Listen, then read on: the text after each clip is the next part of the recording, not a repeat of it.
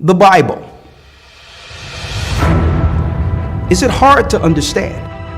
When it comes to reading the Bible, the first thing that comes to mind is the fact that this is the Word of God. The seals have been broken, and the truth is here. And when we go throughout the scriptures, when we go throughout extra biblical records, we find that the language that God employed, that He used to create the heavens and the earth, was the Hebrew language. Christ said, I came for the lost sheep of the house of Israel. But yet no one, no religious leader, no religious church out there anywhere can now identify the 12 tribes of Israel. Can we? God is quite simple, but it seems as if man makes understanding Him hard. What are those mysteries?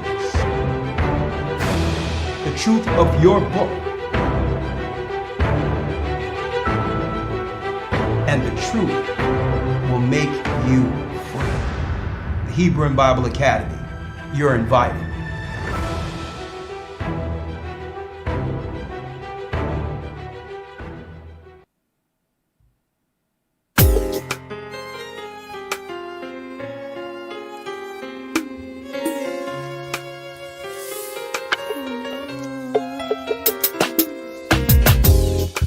The East is where we're from. Shalom, shalom. Come on in.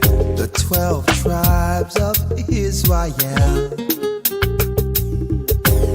In 721 BC, Shalom, shalom. the Assyrian king, he took us down, we fell. With a great escape we went through the Euphrates. The Lord held the water still. To a land where no mankind dwelt, we went.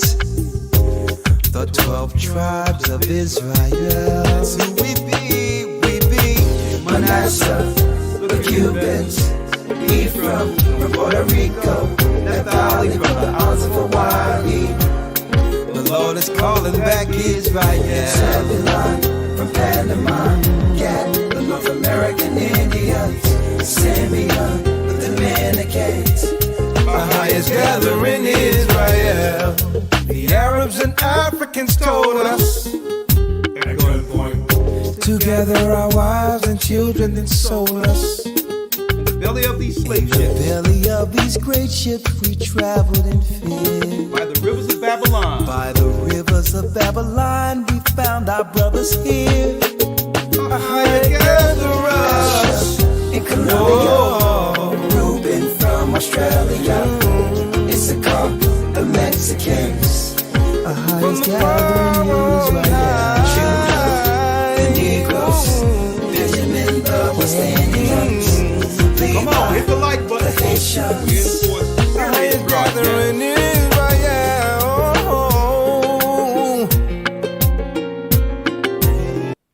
That's right, brothers and sisters. The Most High's gather in Israel.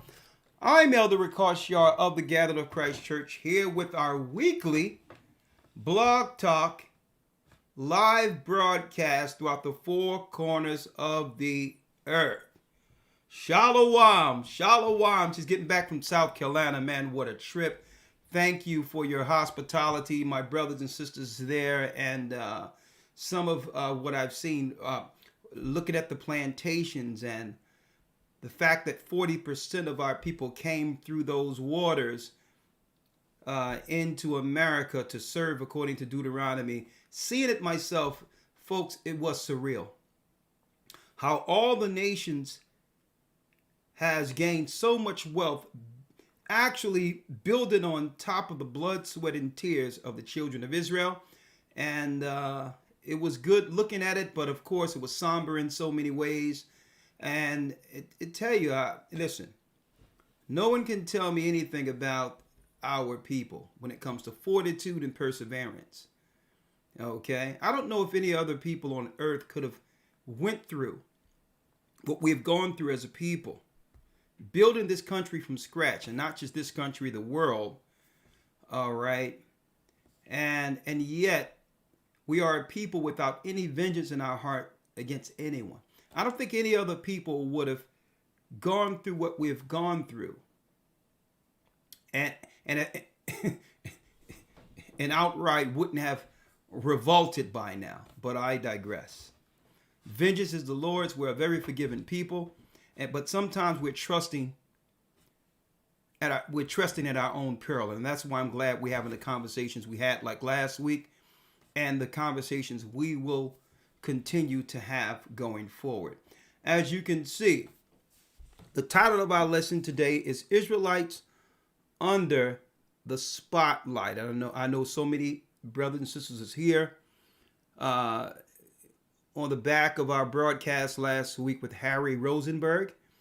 All right, now we're going to begin the broadcast with a little piece of the conversation with the rabbi last week.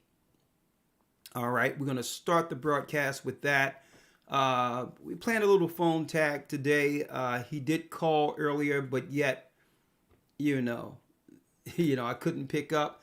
I've tried to reach him on all fronts through Skype, telephone, all 3 numbers I have from him, but yet now it's going directly to email. I hope he's okay.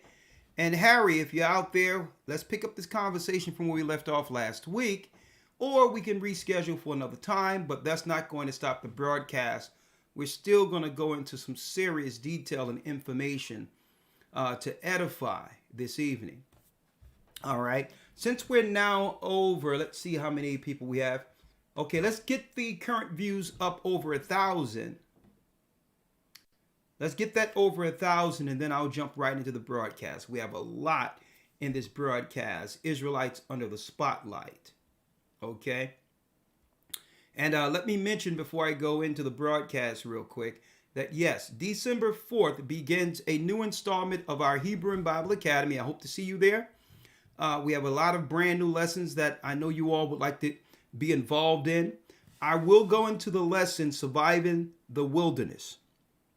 Okay, I'm going to go into how once the war comes, how this world will be spiraled back into, a non-technological world. The world will break down into tribes, eventually leading us to protect ourselves all the way to the wilderness like we were coming out of Egypt. And once we're outside of the city construct, a lot of us are going to realize what's really out here. Okay, the cities that we live in are really, believe it or not, a fortress against, protecting civilization from what's out there as far as the real world outside of the Babylonian constructs. And I'm going to be talking about that. And I'm talking about Nephilim, different creatures that they know exist. I'm talking about what they claim to be Bigfoot and all this other stuff. What's really out there? Well, we're going to contend against all of that like we did leaving Egypt, going into the land of Canaan. Folks, there was many different types of battles. And I'm talking about with beings outside of the construct. And I'm going to be talking about that and more. And listen, there's not fairy tales, sci-fi. Folks, I'm going to go into the university records I have. The fact that they know that there were interactions with giants and all that. Okay? In the founding of America. There was interactions. Hey, the first Masonic temple here in Philadelphia, a regular sized man cannot sit in that chair. So, folks, when the Bible tells us about Nephilim and all these things, folks, these are the controllers inside some of these mountains that are actually controlling politics and control the powers that be that we believe represents us. And guess what? They're going to cut loose on people when the cities break down. That and more in the academy. Hey, you don't want to miss this. It's going to be the same way. And in that lesson, Surviving the Wilderness, I'm going to also touch on, folks, Ruth's ethnicity based on behind the conversation I've had last week with the rabbi. there's a lot of confusion concerning how Ruth genealogy links to Christ with her being a quote unquote Moabite. Well, folks, I've done the research 100%. I'm going to teach it in Surviving the Wilderness. Ruth was not a Moabite, and I'm going to prove it. Surviving the Wilderness will tell you exactly how that's right. Israelites stayed in that land after getting rid of all of the Moabites before Joshua and Caleb led our forefathers over into the land of Canaan. And Ruth came out of the bloodlines of those Israelites who settled in that land of Moab. And I have the proof. I'm going to use maps, real-time 3D maps. Thank you for your help with the Academy, because we're bringing it on a whole nother level now. We're going to have the maps that highlight and show you all of that. And the chronology of when Ruth's family was settled into that area before we went over into Israel. That and more. Okay? We're going to deal with the conversions of Gentiles into Judaism. And I'm going to deal with that, a separate lesson, the split between Israel and Judah. And of course, in that lesson, we're going to ask the question, and we're going to answer that. Who is the Jew? You got black people claiming to be Israelites or Jews. And on top of that, you have white people who we know are an entirely different, family claiming to be the same people. One promise, two separate races claiming the same thing. Okay, that's confusing. Some might claim, well, it doesn't matter. For you doesn't matter, people. You need to be in this academy. Okay, you need to be in this academy because you're going to realize how much it does matter. You wouldn't have some people over in Israel claiming that land if it didn't have prophetic significance concerning an age-old promise that was given to Abraham. So that and more. So what I ask you all, make sure you go to historytimes.org to enroll. All right, historytimes.org, okay? Now, right now, we got a brand new camera. I know it's a little dark in here, whatever the case. I'm going to adjust that later, but just stick with me as we go on and go into this broadcast tonight. Israelites under the spotlight. That's right. Go to historytimes.org. Thank you, Elder Dell. Thank you very much. Okay, we're well over 1,200. Okay, so that's good. Hit the like button as you come in. Let's dive into the broadcast. I'll keep my phone available in case Harry Rosenberg called back in. And I have some good news. I know the author and the producer of Hebrews to Negroes will be listening in tonight. And he may call in on the Blog Talk line. Of course, he will be a physical guest very soon here. We're looking to have him here and in the academy. We're going to talk about a few things behind the scenes. But he will be listening tonight. He does follow this particular Blog Talk. He's been following our church as far as and recognizing the work that have been done here for a while. And we had some people. We all reached out. He's listening, but he's somewhere with his family, so he cannot dive in. The plan was for him to come in tonight at a certain time while Harry Rosenberg was in and tell Harry, listen, here's the man that's behind the particular production. If you like to ask him any questions of whether or not he's anti-Semite, or if you have an issue that he should correct or apologize for, let's discuss it outright so that we can crush any spirit of hate going forward. A conversation on either side to come to an equal medium, at least if we don't agree, a level of respect remains, right? So, but I'll save that for another time. I digress, but how you doing, Mr. Dalton? I'm glad you'll be calling in tonight. If you call in, 515-605-9327. Yeah, we're doing it. We're doing it. And guess what? Brothers and sisters, do you know that I titled this Israelites Under the Spotlight right after the last week's broadcast? Listen, I had no idea when Kyrie would come back Sunday, right? I had no idea that the brothers from IUIC and others will be out there and stop traffic and march down on Barclay. I had no idea. But I don't know if y'all recognize in particular, the mainstream media is doing everything, not to mention everything. They saying everything purposely, indirectly, without addressing the fact that those were Israelites out there, right? They're calling them protesters. But I digress.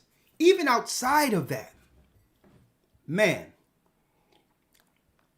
I'm going to talk about that and more this evening, because some people may ask, well, what is my opinion on a lot of that, right? And I'm going to talk about that, right? But bringing it back into the frame of where we are, Israelites under the spotlight. Ice Cube, 2019, before the election. Ice Cube, a black man who was himself involved in creating the gangster rap culture. Okay.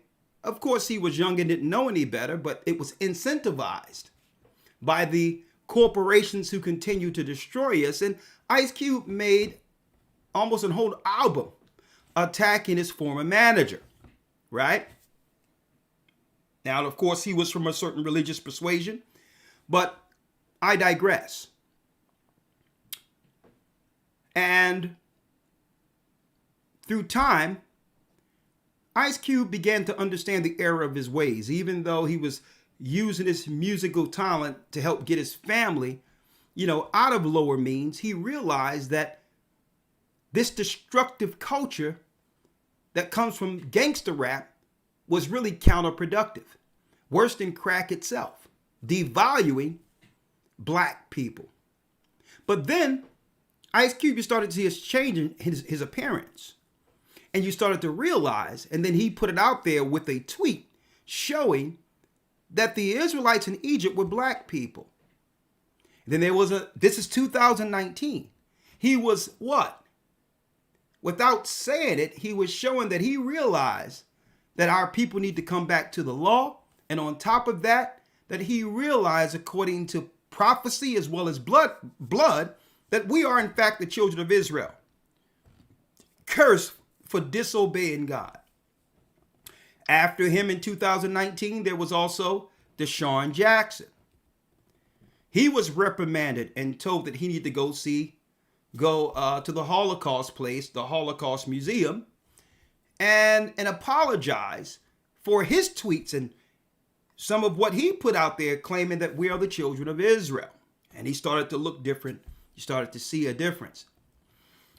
On top of that, subsequent to that, right before that, we had Kendrick Lamar. This is all 2018, 2019. It's in our DNA, right?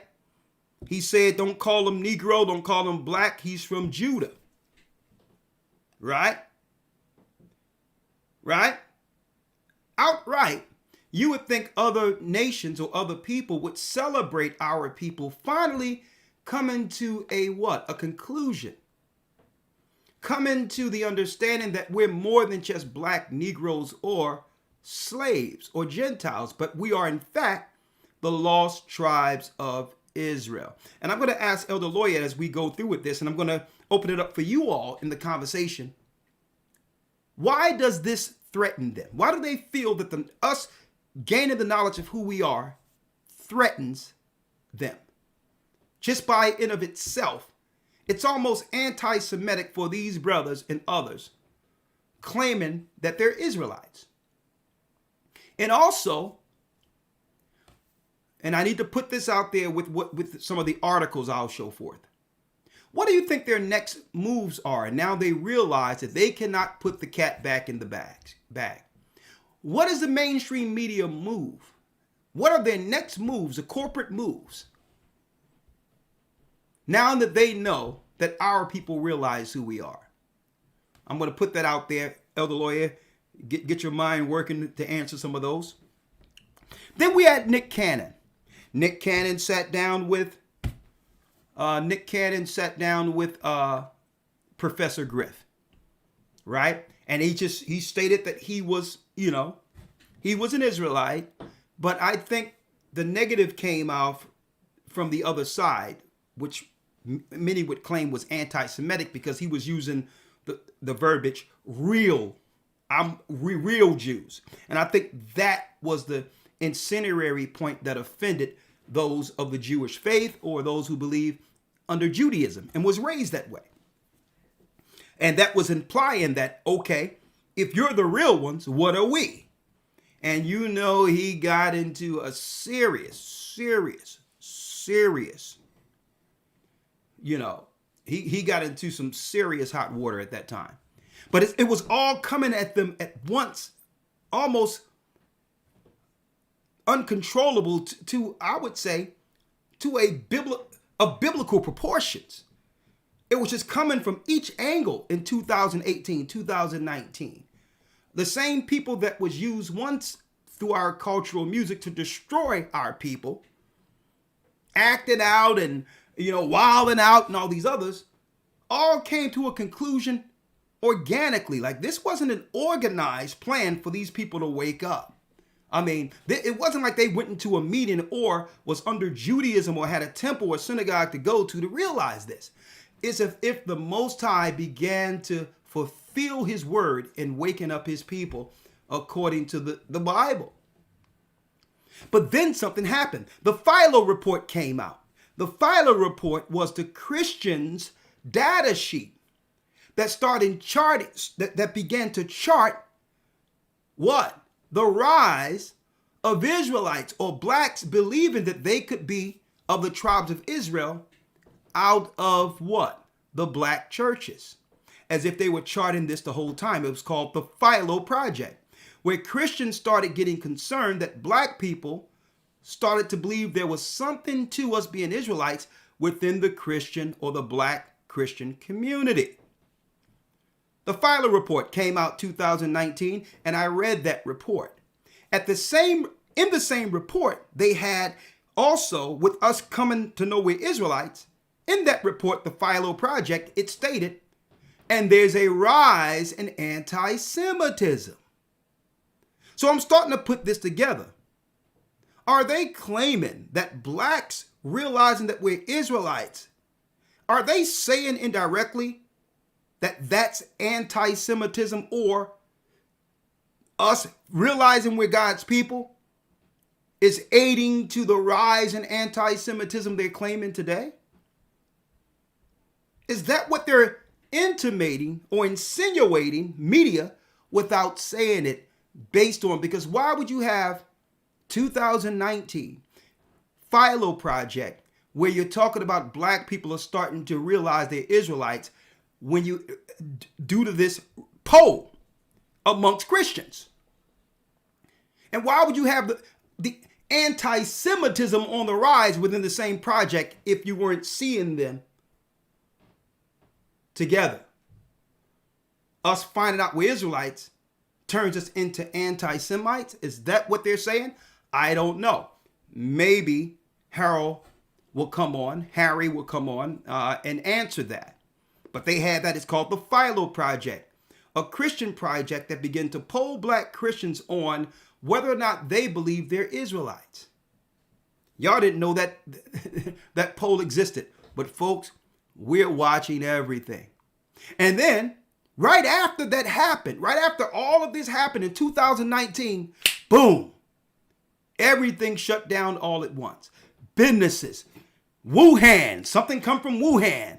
Now everything is shut down. The whole world wearing masks. Now all the corporations lockstep, airlines, businesses. And now all of a sudden what came from Wuhan is disproportionately affecting those in the black community. Churches shut down where no one can actually go to church. And do you all think it's just a coincidence, folks, that the rise, 2019 was a rise of our people realizing, men in particular, that we were Israelites. And then all of a sudden, boom. Why would they shut down and change everything and restructure everything on the backs of that? You know why? Because the whole system was built on the children of Israel. That's right. That's right. And through the ignorance of us not realizing we're Israel, the empires thrive. What happens when a slave realized that he wasn't born to be a slave? That he's no longer under that theology of what? A Gentile that was taught by the enemies that shouldn't be. They taught us in chattel slavery that we were Gentiles or from the cursed seed of Ham through their theologian schools, right? So if you believe that you inherently, that you are through bloodline a Gentile, well, guess what? You would appreciate Jews accepting you in. You automatically, that's right, you automatically appreciate those who will accept you to follow their religion, and you'll accept the position as second class according to that prophecy. That's right, Ham's son Canaan shall be a servant of servants. Systematic slavery that comes through the indoctrination of modern day Christianity if we believe we were born to work for everyone else. So once the Most High began to break that programming, they realized no Israelites, no empire. We need to work and put this in place and put them in their place. So now that our people know, the basketball players and others realize this, what will be their next move is the question. And I'm going to put that out there. Now, before I put that out there, oh yeah, folks, we're watching this seriously. And another thing is playing out. New Testament prophecy. That at the very end, that day shall not come, in Thessalonians, that's right. That day shall not come until that man of sin be revealed.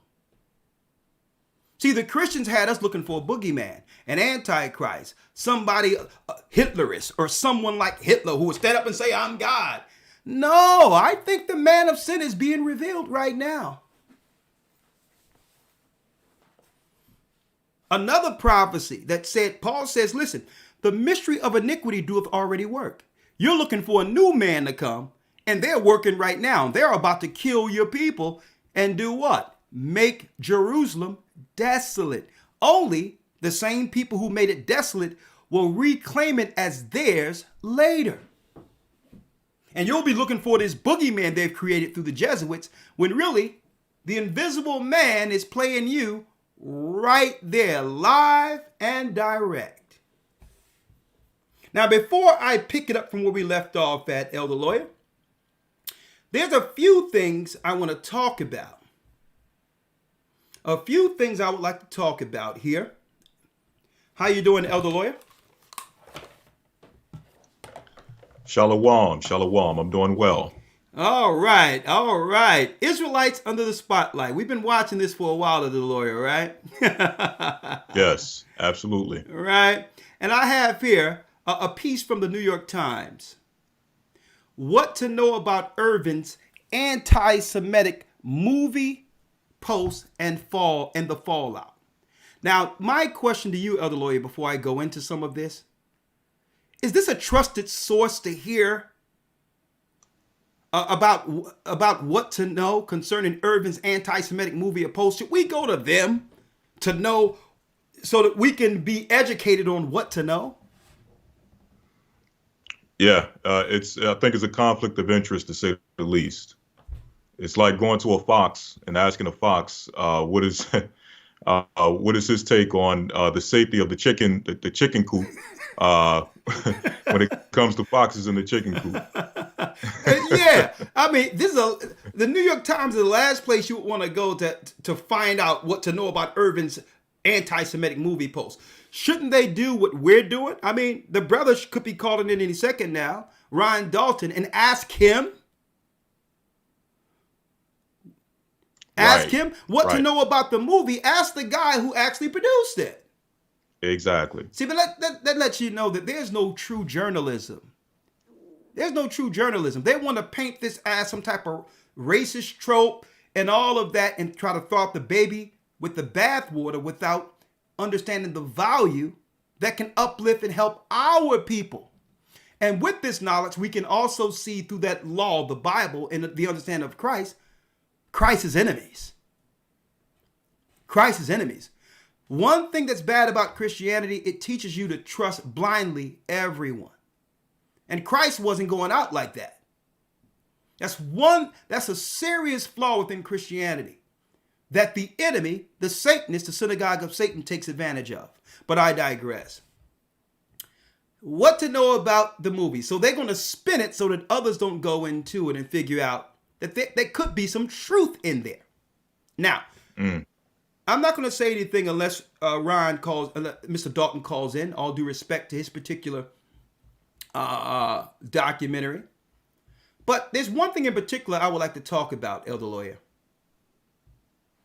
As we can see, we have brothers now, indirectly, without saying it, identifying as Israelites. Now, basketball and sports, really, believe it or not, are quasi battlefields for war. All right? It's really warfare on either side, minimalized down to gladiators entertainment. So usually a war class begets a new war class, right?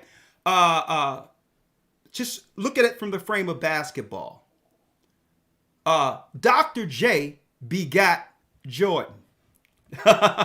That's one warrior begetting through admiration and what? You got it. Looking at him as a role model, and it begot a greater warrior, right? So they understand the power of sports.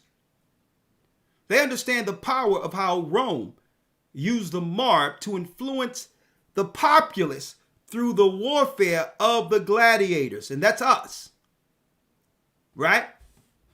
The gladiators were Israelites, folks. The gladiators, and I can prove that. That's easy to prove. If you don't believe that, call in and I'll give you the information right here. I purposely didn't put the banner up because I'm ready to pull out some books tonight, straight up.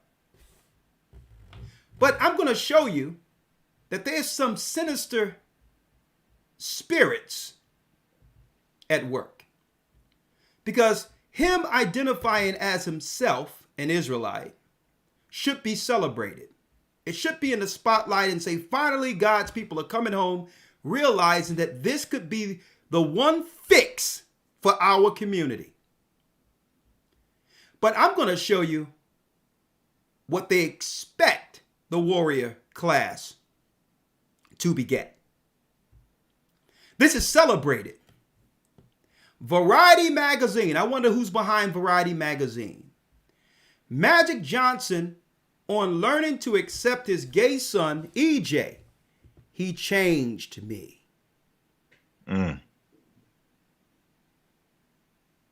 What happened to the gladiator begetting a gladiator? And guess what?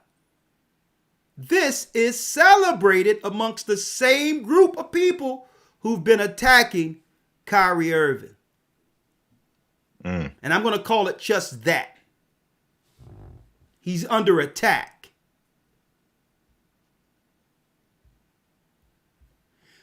Gay Times. I wonder who's behind this circulation. Dwayne Wade, and this is a little boy. Dwayne Wade opens up about Zaya Wade and raising a trans child. And you know what? It's celebrated. It's celebrated. I'm going to show you where I'm going here, folks. It's about identity, folks. It has always been about identity. Say what you want, folks. It's always been about identity. Because through identity, that's right, dictates where you are on the pecking order when it comes to the political landscape. It's always been about identity, folks. And what is society telling us? Telling black men, you ought to be celebrated if you identify contrary to your nature. You can be celebrated by us, but you better not claim to be Israel. You can identify as any other thing or person. Even, guess what? You can become a different gender if you would like, but do not identify as Israel. Buck breaking, the gladiator class. And I'm going to say this. Where's our apology? A war will soon break out in this earth. And where will be the warrior class to defend the children of Israel's family in the earth, now that we realize who we are? Now, Elder Lawya, there's one other thing. While they're teaching us to do that, now, some people might ask, well, what is the destructive spirit that comes behind them pushing so many ideologies, so many divisive groups and all that? Well, by default, the group that stands together under their values without being affected by the indoctrination, the liberal indoctrination, by default becomes the stronger class as the earth divides more and more. So it's winning a war without even fighting it. If you can set the stage for society to destroy one another amongst the divisive lines they're pushing, the racial mixing, the homogenizing of your race or of your culture, while they keep themselves together, isolated within their own communities, not affected. Because why? There's rules amongst their particular communities that won't allow that negative liberalism to destroy them wholesale. Mm-hmm. Right? Now, one other thing I wanted to show, because it's best to hear it from the horse's mouth. Here's a guy who's going to give us some insight to how we should be as a people, right? And he so happened to be a guy who identified as Jewish, right? And I think we can learn something with this, Elder Lawya. Let me play it. The whole world keeps on talking about how Jewish people are great at business. And, you know, instead of fighting it, instead of calling that anti-Semitic, I'm going to go in the opposite direction, and I'm just going to own it. You know, if everybody is saying that, then it must be true. So I, as a Orthodox Jewish person, would love to share with you some Jewish business secrets, 10, actually my top 10 Jewish business secrets. And I hope that you're going to enjoy them. This is great stuff. This is stuff that we've known for thousands of years. And I think that you're really going to appreciate it. And by the way, if you're here to hate, just go somewhere else. This is about love. This is about education. This is about growing. And go take your hate somewhere else. You're not welcome here. But for everybody else that genuinely wants to learn, genuinely wants to grow, I think you're going to get a ton of value. So let's just jump right in. So number one Jewish business secret is we actually have a commandment to teach our children how to earn a living. There's actually two things you have a commandment to. Teach your child how to earn a living and teach your child how to swim, believe it or not. And they're kind of related if you think about it. So it says that if you don't teach your child how to earn a living, it's as if you're teaching them how to steal, because if they don't know how to earn a living, then their only other way to make money is through theft. So teach your children. Fathers have a commandment to teach. Oh, Elder Lawya. I don't know if you heard that. No, sir, I couldn't hear it for some reason. Well, this is what I'm going to do. I'm going to play it back for you so you can hear it through the microphone, okay? Okay. I'm going to play it back for you so you can hear it through the microphone real quick. One time. Strictly for you. Hopefully you can hear this, okay? Hopefully you can hear it, right? All right, let me play it again. The whole world keeps on talking about how Jewish people are great at business. And, instead of fighting it, instead of calling that anti-Semitic, I'm going to go in the opposite direction, and I'm just going to own it. If everybody is saying that, then it must be true. So I, as a Orthodox Jewish person, would love to share with you some Jewish business secrets, 10, actually my top 10 Jewish business secrets, and I hope that you're going to enjoy them. This is great stuff. This is stuff that we've known for thousands of years, and I think that you're really going to appreciate it. And by the way, if you're here to hate, just go somewhere else. Fair use. This is about love. This is about education. This is about growing. And go take your hate somewhere else. You're not welcome here. But for everybody else that genuinely wants to learn, genuinely wants to grow, I think you're going to get a ton of value. So let's just jump right in. So number one, Jewish business secret is we actually have a commandment to teach our children how to earn a living. There's actually two things you have a commandment to. Teach your child how to earn a living and teach your child how to swim, believe it or not. And they're kind of related if you think about it. So it says that if you don't teach your child how to earn a living, it's as if you're teaching them how to steal. Because if they don't know how to earn a living, then their only other way to make money is through theft. So teach your children. Fathers have a commandment to teach. Okay. Let me put that back, Elder Lawya, so you can, since you've heard that. Okay, so you heard that, right? Exactly. So what is this showing in particular, right?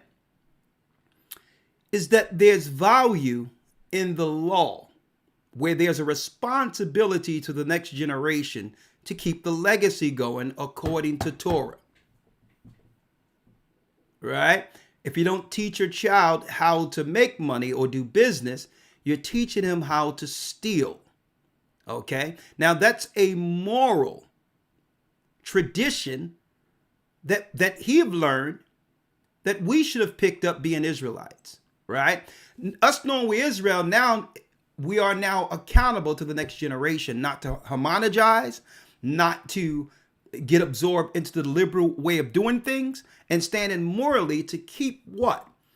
To keep the power of our existence as a people. Now, there's nothing wrong with what he said. But I'm just trying to show brothers and sisters that they understand, according to the law, the inherent rules as a special people. To be claimed or be deemed a special people. Okay? You cannot expect, brothers and sisters, them to publicly celebrate their warrior class like this. Why? It's against their religion. It's against their way of life. It's against their religion. Right? So, Elder Lawya, what I'm going to do is I'm going to pick it up from where I left off at. Right? And I'm going to pick it up a little bit real quick. I'm going to bring you in a second. And we're going to pick it up from where Harry left off last week with myself. So I'm going to place you on hold. You can listen to it in the back, and I'm going to bring you right back in. Okay, Elder Lawya? I'm going to bring you out real quick, and you can hear it from the broadcast as I play it. From where we were last week, brothers and sisters, Harry Rosenberg. And Harry, I'm waiting for you to call in. I got you right here, the rabbi. This is where we left off before he had to exit the conversation last week. For those who missed it, hit the like button for me, please.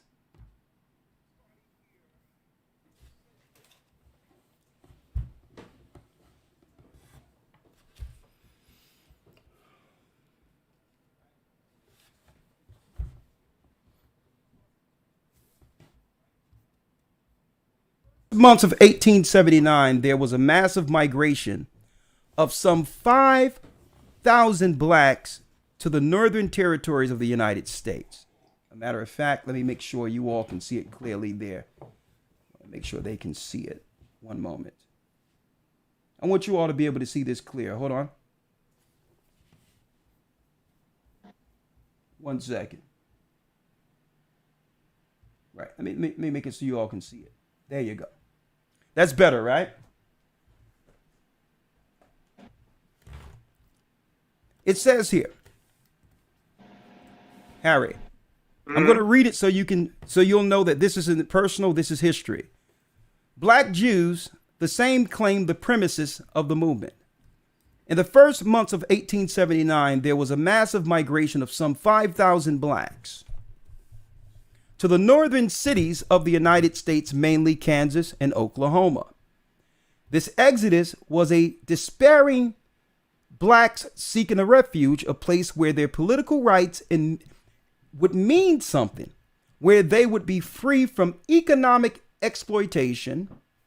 Of course, we didn't escape that. And above all, from the dangerous activities of the Ku Klux Klan. Now, it's deep for those who have created the Ku Klux Klan, and that's a deep story in of itself. One of the members of this exodus was Benjamin Pap Singleton, an elderly and colorful man who led a group of 300 blacks to Cherokee County in Kansas. There they founded a colony, Singleton's colony, Singleton calling himself the Moses of the exodus of colored people. From 1900 onwards, North and South Carolina were overrun by black preachers who were propagating a doctrine according to which the lost tribes of Israel was none other than Negroes. Although this might at first sight seem an odd claim, it can be seen as reflecting the beliefs that some black slaves had held during their captivity when they were interrogated on their origins, their destiny, a history when they were interrogated on their origins and destiny. A historical example supports this hypothesis. A slave uprising took place in Richmond, Virginia in the beginning of the 19th century, which was led by a slave called Gabriel Prosser, an outstanding personality who had acquired some knowledge of the Bible. He frequently referred to it in order to convince his brothers that they were descendants of the Israelites. And God would free them from slavery as he had their ancestors. He identified himself with Samson, his favorite biblical character. Like Samson, he wore his hair long as a sign given by God of the alliance made with his people. Gabriel Prosser was convinced that God had chosen him to free his people from the depths of slavery. Like a black Samson, he would break the chains of slavery and found a nation of free blacks in America. His fall was dramatic. During a night raid, a violent storm broke. His companions, petrified, fled, convinced that they were the victims of the divine wrath. They abandoned him. Now, eventually they killed him, but he said emphatically that he was from the lost tribes of Israel. Now, what I have here before you, Rabbi Rosenberg, is history studied through Cambridge. And before I ask you the question, what do you think about this history that even coming off the ships, we were practicing our Israelite traditions? In interrogation, even slave masters found out that we were, in fact, Hebrews based on the traditions brought over here to the Americas before we were re-educated. Now, I need to ask you, in particular, what I've just read, strictly from Cambridge University, which is not a conspiracy theory or anti-Semitic. I need you to, what are your thoughts on what I've just read? What are your thoughts on that? Yeah, this is what I've been saying for like 10 years already, is that you have these guys in Nigeria doing 8-day circumcision, not eating pig, keeping all these customs of the laws of Moses, all of a sudden the ships come to America, it would make total sense that some of these traditions and legends and ideas are coming on the ships with the individuals. That makes total sense. So he did admit, the rabbi last week did admit that there is some truth to slaves coming from Africa, continuing in our practices as Hebrews, right? Before getting re-educated here in America under white Christianity. Sense.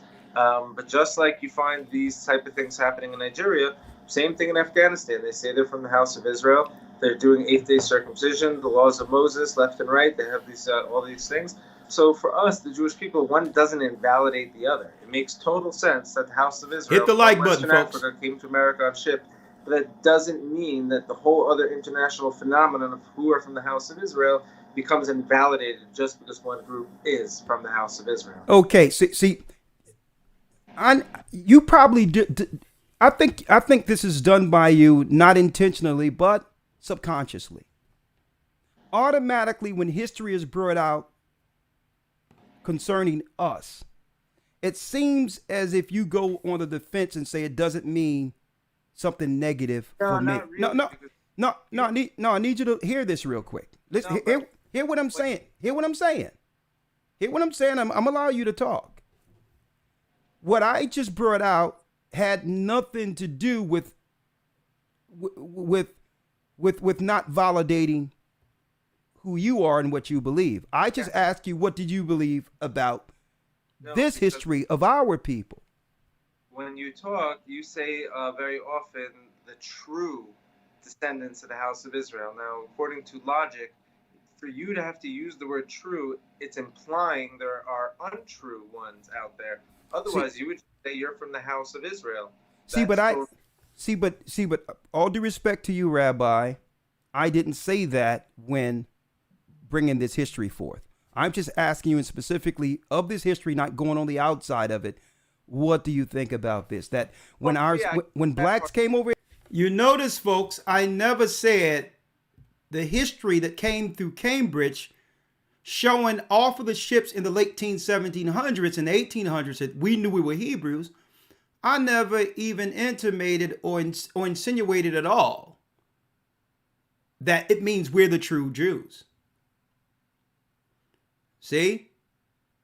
So I wanted to highlight that because these are tactics that are used to avoid what? Absolutely understanding and coming on one accord regardless of race.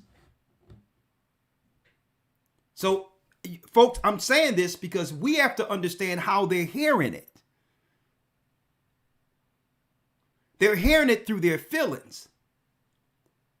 And what it means for them if we realize that we were lied to. And that's how they hear it, without just accepting the fact that we're just stating this has nothing to do with you. What do you think about the history that proves that us becoming Israelites wasn't some new fad that came with the internet? That there's not people being radicalized and all that. This is God's prophecy given back, promising to give back the knowledge to the people who were enslaved and were once under the curse of Deuteronomy 28. What do you think about that? Not how you feel about how people will think about you, but somehow they cannot listen constructively without injecting themselves and listening to how our people understanding this will affect them. And unless we start having a genuine conversation, we're going to stay, at odds. He was hearing the whole time, true Jew. And I never say anything about true Jew. I said that, what do you think about this history of slaves coming from Africa, knowing they were Hebrews before the Christian indoctrination? More. Slaves, they were practicing as Hebrews, and there were slaves, Christian slaves, teaching that we're from the lost tribes of Israel. What you say on that? Yeah, as I said before, that would make total sense to me. Oh, exactly. So let's start there. Because what you probably didn't know. Now you notice he said that that would make perfect sense to me. See? He told the truth. That makes sense to him. Right? That makes sense that the blacks that came over here on cargo slave ships aren't from the seed of Ham, like they teach in modern day Christianity. And he know that's true. That we're from the seeds of Shem, which means we're Shemite. And if you come against us and do things politically against us, by default under that label, if you hurt black people, you are anti-Semitic. If you promote us in a negative light, that sends out a message that others can what? Come against us or seek to destroy us because you are promoting us in a negative light. Okay? So we should be protected under the same label as that. Now that we know that we're Israelites, and when Rabbi come on here, I'm going to show him the book that I have called Germans Black Holocaust, showing how many black people were killed by the Germans. But we're not going to go to 1945. We're going to go to 1890. From 1890 to 1945 to show Germans killing black people. So, Harry, I know you're listening to this. Call in. We'll talk about it. Because I believe that this in of itself happening to black people who are Hebrews after admitting that was also a form of anti-Semitism. And I believe that's what brothers are saying and saying that, listen, I can't be anti-something. I am. I am from Shem. Where's my political protection when you are promoting us in a negative light if you know that there's history of our people being Hebrews? More. Is that in that documentary, Hebrews to Negroes, there's stated facts from universities and studies. Listen. No, but it has nothing. I'm saying, but I'm saying, let me say what I have to say. Because I'm not saying that all of the history from Hebrew to Negroes is 100% correct. That ain't what I'm saying. But I have enough intelligence to look at it and understand historically what's true and what I can chew the meat and spit out the bones. So that's what intelligent people are able to do without censorship.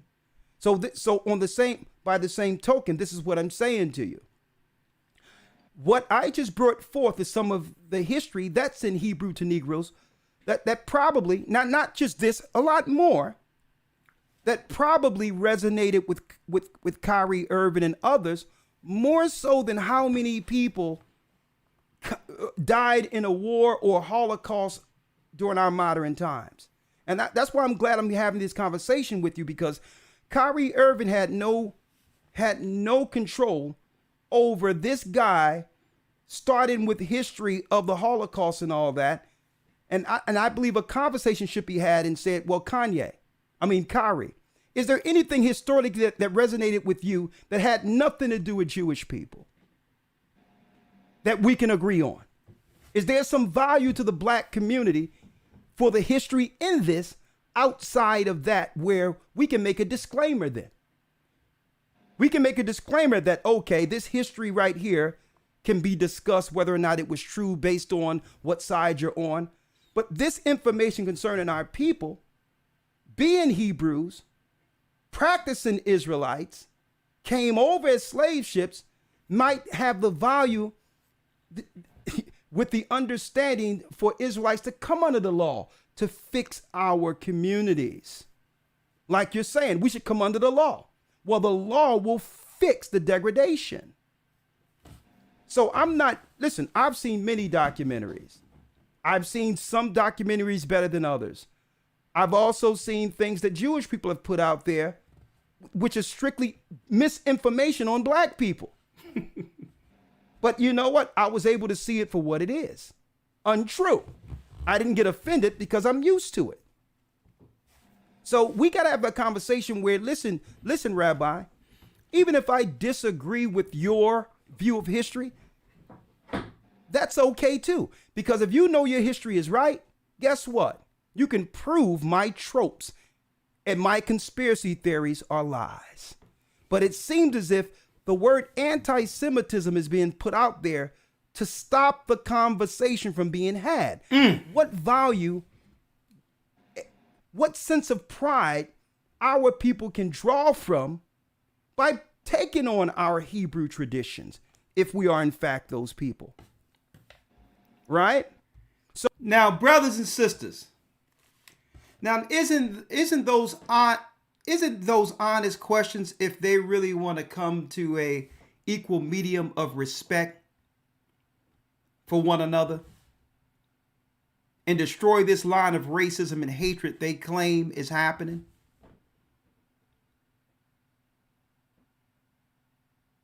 Right? This was logical, made common sense, and you know what?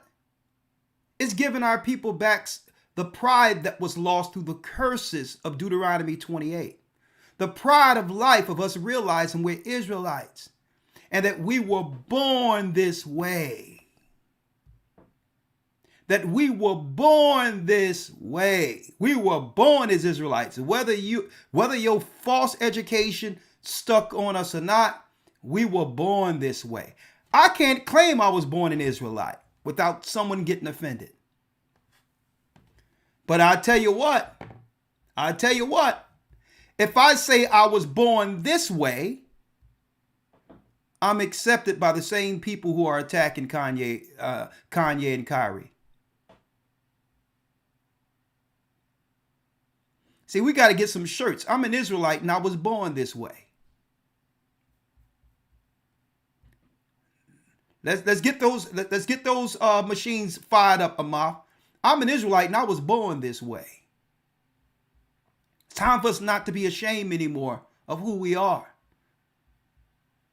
And don't let them shame us or try to guilt us into identifying with who we are.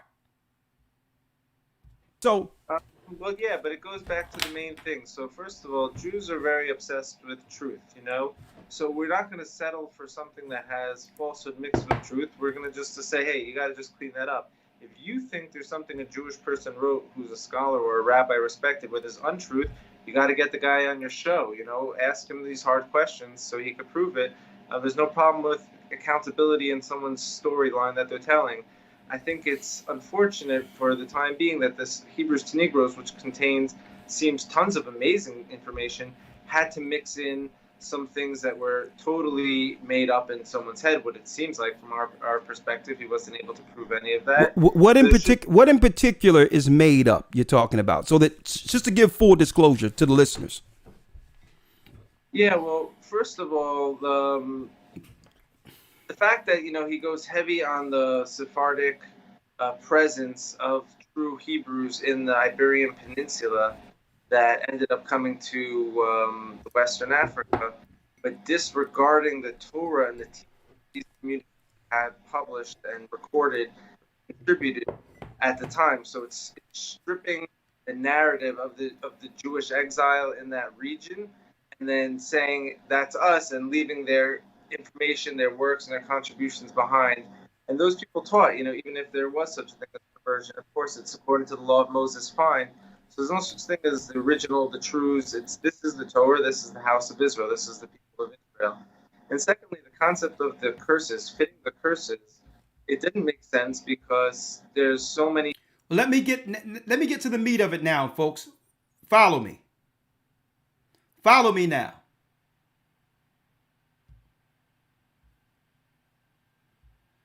Brothers and sisters. But when Hyrcanus heard of the death of Antiochus, Josephus, he presently made an expedition against the cities of Syria, hoping to find them destitute of fighting men and of such as were able to defend them. However, it was not till the 6th month that he took Medeba. and that not without the greatest distress of his army. After this he took Semega, and the neighboring places, and besides these, Shechem and Gazim, and the nation of the Kuthians, and dwelt at the temple which resembled the temple which was at Jerusalem, and which Alexander permitted Sambalus, the general of his army, to build there for the sake of Manasseh, who was son-in-law of Jaddua, the high priest. And it says, as we have formerly related, which temple was now deserted 200 years after it was built. Hyrcanus took also Dora and Marissa, cities of Idumea, Edomites here, and subdued the Idumeans and permitted them to stay in the country if they would circumcise their genitals and make use of the laws of the Jews. And they were so desirous of living in the country in of their forefathers, because Edomites are from the sons of Isaac. Isaac. They are from the sons of Isaac and Abraham. So they were desirous of living in the country of their forefathers, that they submitted to the use of circumcision and of the rest of the Jewish ways of living. At which time, therefore, this befell them, that they were hereafter no other than Jews. So the label Jews came from the conversion of Edomites of Idumea, according to the Josephus history, 2 centuries before Christ was born, which, if you look at the genetic line of the Idumean royalty, out comes the Herodian dynasty of Antipater. Historically, under the Roman Empire, you can find this in the Annals of Rome. Out of Antipater comes Herod the Great, who was responsible for seeking Christ's life, where Joseph and Mary had to flee into Egypt because this Edomite family who converted into Judaism, Edomites now, were now in position to govern those Israelites in Judea. Now, I need y'all to check that out, folks. Because even though, and why I highlighted this with Harry, now that I'm looking at it back, I'm glad. This is the first time I looked at it back like this, brothers and sisters. Here's Christ, who was from the physical line of Judah, according to bloodline, when you read in Matthew, the 1st chapter. And then you have the Edomites who converted into Judaism during the time of Hyrcanus in the 2nd century, a record that Harry Rosenberg confirms is literature to be read amongst those who follow Judaism. So you had Edomites who converted into Judaism, who was called Jews after they converted. These were Edomites. And when they finally gained position of authority as governors over Judea, they sought to kill the Israelite who was from the genetic bloodline of Abraham, Isaac, and Jacob. Now, on the surface, on the outside, others would see, well, there's some white people following a religion, but there's some black people who were from the bloodline of Israel following the same religion, right?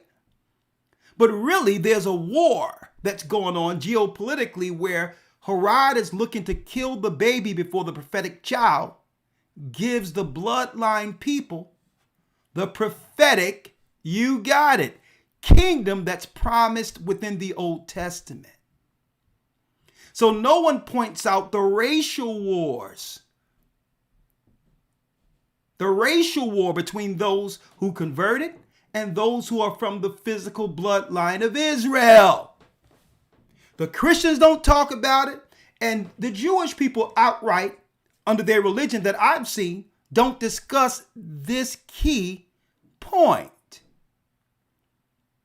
So even though they both are worshiping as Israel or under Judaism as they claim, why is one family trying to kill the baby? And how do we translate that to what's going on geopolitically in the earth today?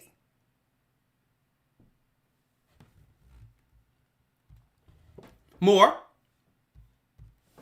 What say you about this history of this conversion of Edomites converting to Jews?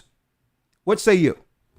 Yeah, there's been lots of conversions over time, and there was Midianite conversions, Moabite conversions. Now you notice he concurs, then moves off of it. No one asked him about Moabite conversions. It wasn't Moabites who was seeking to kill a black child by the name of Christ or the Messiah, Yeshua. You notice he agreed, then moves off of it. Now, if I would have debated each point that he was redirecting conversation, no points would have gotten made. No points would have been made. But I wanted to go back and review this with y'all this evening since he couldn't be on and show you. What he didn't want to talk about was the fact that, according to history, Edomites converted to Judaism, gained position under Satan to kill the child. That child was a black child by the name of Christ, who's rejected by their religion even until this day.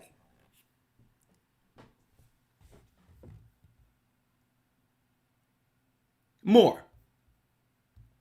Edom, there was conversions, so there's no issues with that. There were issues with corruption during certain temple period times where the position of the high priest was sold to anyone who maybe not even a priest, maybe not even from the house of Israel.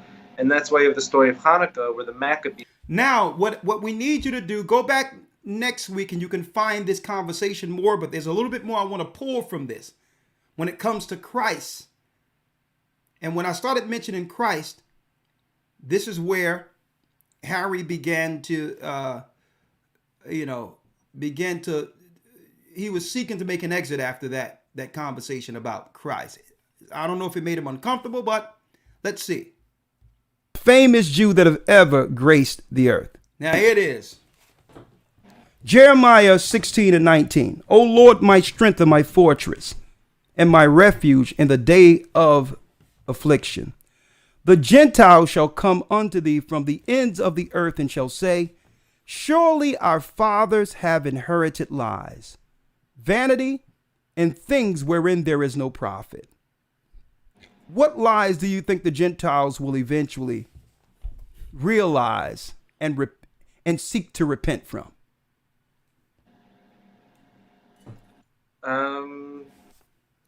Could be what we're talking about right now. Maybe that they were trying to be, the state of Israel is trying to be a Jewish state, not based on Torah and spirituality, but based on ethnicity. So maybe that's some of the falsehood we're going to have to fight. Okay. Now, we at 6:47. I only got 13. We're gonna conclude this 3 minutes before 7. Is that good for you? Yeah. Okay, good. Christ said that he came for the lost sheep of the house of Israel. Not that others will not benefit with the Israelites being a light to the Gentiles. Okay, I think we just lost your video. No, here, I just had to text the guy that I need 3 more minutes. Okay, go ahead. Let him know. Yeah, let him know you have 3 more minutes. You're saying. Okay, we don't want you getting up out of here. So no, 3 more minutes. All right. Christ said he came for the lost sheep of the house of Israel. I have a book by a man so happened to be Jewish by the name of Ronald Sanders, where his original feat was attempting to disprove the North American Indians and others that were found here by by Europe. Okay, I told him that I have a book that was written by a Jewish man by the name of Ronald Sanders, called what? Titled, and you in the academy, you all know we go through this, Lost Tribes in the Promised Land, where when the Jewish people or the European Jews came to America, they started seeing the traditions and culture, the traditions of the ancient Israelites. They found that in the new land. And that also Christopher Columbus used the dialyse. Under his dialyse, wrote that he was able to convince the queen to finance him using scripture, proving that the lost tribes were here in the new land. Second Ezra, the 13th chapter. This is why they took the Apocrypha out of the Bible and don't want us reading it in our communities. The North American Indians, the so-called Latino people who was taken over by Spain and all that, these were in fact from the lost tribes of Israel. The North American Indians, we're celebrating Thanksgiving tomorrow. Well, the world powers are really celebrating what? The conquering of the children of Israel.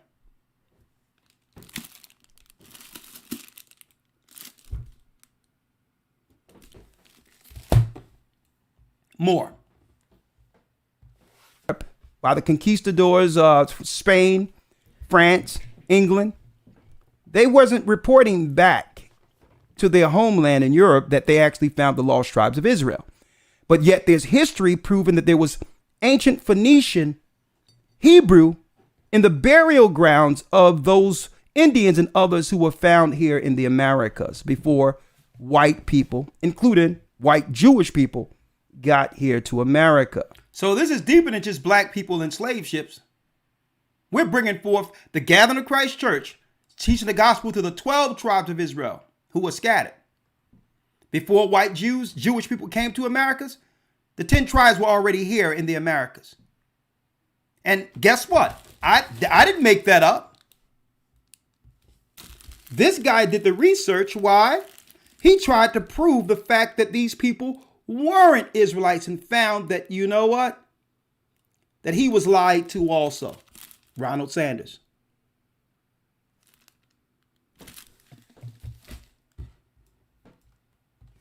So when it says lost sheep of the house of Israel, what does that mean to you? Is Christ responsible for gathering those that are lost, the genetic line first? Yeah, the role of the Messiah is to find and unite the lost tribes of Israel. So in every generation, we have sages who are on this mission and looking for them as well. It wouldn't make this Jewish individual. So he says there were sages that's on a mission for trying to find the lost tribes also. He already said earlier that he knew that that's us. See? So are these the same sages that were seeking the child from birth to kill him? Speaking of Jesus Christ. So folks, you got to really understand how to listen when they're talking. What sages? The same one who said, seek out the child so that Herod can kill the baby? And should we trust those sages?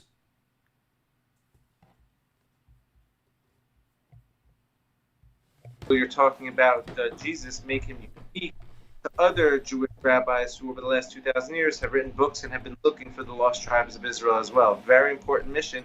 We can't get to the redemption until we find them and unite and make world peace together. He said we can't get to redemption until we find them and unite. Well, if that's the case, why do you have a problem with Kyrie? Why do you have a problem with Kanye? Why do you have a problem with the documentary that's for over 3 hours and only 10 minutes is speaking something that you might disagree with? That's the problem. Okay. I find something interesting before we go. Here you go, folks. Is that Christ, I would say, even through infamy on those who believe Judaism, even through infamy, we must agree that Christ is the most famous Jew that have ever graced the earth. I'm talking about from a wide perspective and view from all people, not just Jewish people. That would be the one Jew that's the most famous Jew that have ever graced the earth. Right? I'm just talking about notoriety. Would you say that? Well, according to Kabbalah, I'm not talking about Kabbalah. I'm talking about just even through regular people in the earth who didn't know anything about Kabbalah or nothing. If they think of Jew, and say who's the most famous Jew that have ever graced the planet, and ask any random person, they'll say Jesus. Wouldn't you agree to that? I would have guessed Moses, but maybe you're making a good point. But according to the Kabbalah, what I was saying before is Christianity. Oh, it's heating up. It's heating up. Our perspective played a role in taking the light of the redemption into this dark side and debriefing the whole world on the house of David that will eventually have a redeemer come forth. So I'm saying, but I'm not talking about your view. I'm talking about just a general view. If you was to ask somebody on the corner, regardless of religion, ethnicity, or whatever, and say, well, who's the most famous Jew you think have graced the planet? Even if they don't believe in anything, they would say Jesus. Yeah, well, as a consensus, don't you believe that's true? Let's say that was the case, and I agree with you. I'm not the census master, but if that was what is reality, I would just add to that from our perspective, there's a very deep purpose of why that would be the case. Okay, well, even though there's a purpose, it's so. So let me ask you this. It seems like that famous Jew, which is the most famous, a matter of fact, it's through him, as an extension of me growing up as Christians, is why I revered and respected the Jews that I didn't know anything about religiously. By proxy, I respected Jews, white Jews, because of Christ. That's my personal observation. Now, it seems like that's the only Jew that can be offended online without anyone labeling people anti-Semite. Why you think that's so? The Jews don't really take ownership for him. Woo! You can offend and say anything you want about the most famous Jew, and not one of them would come and rally to protect this guy who made them famous by proxy.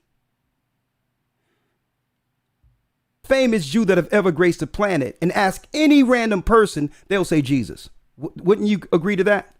I would have guessed Moses, but maybe you're making a good point. But according to the Kabbalah, what I was saying before is Christianity, from our perspective, played a role in taking the light of the redemption into this dark side and debriefing the whole world on the house of David that will eventually have a redeemer come forth.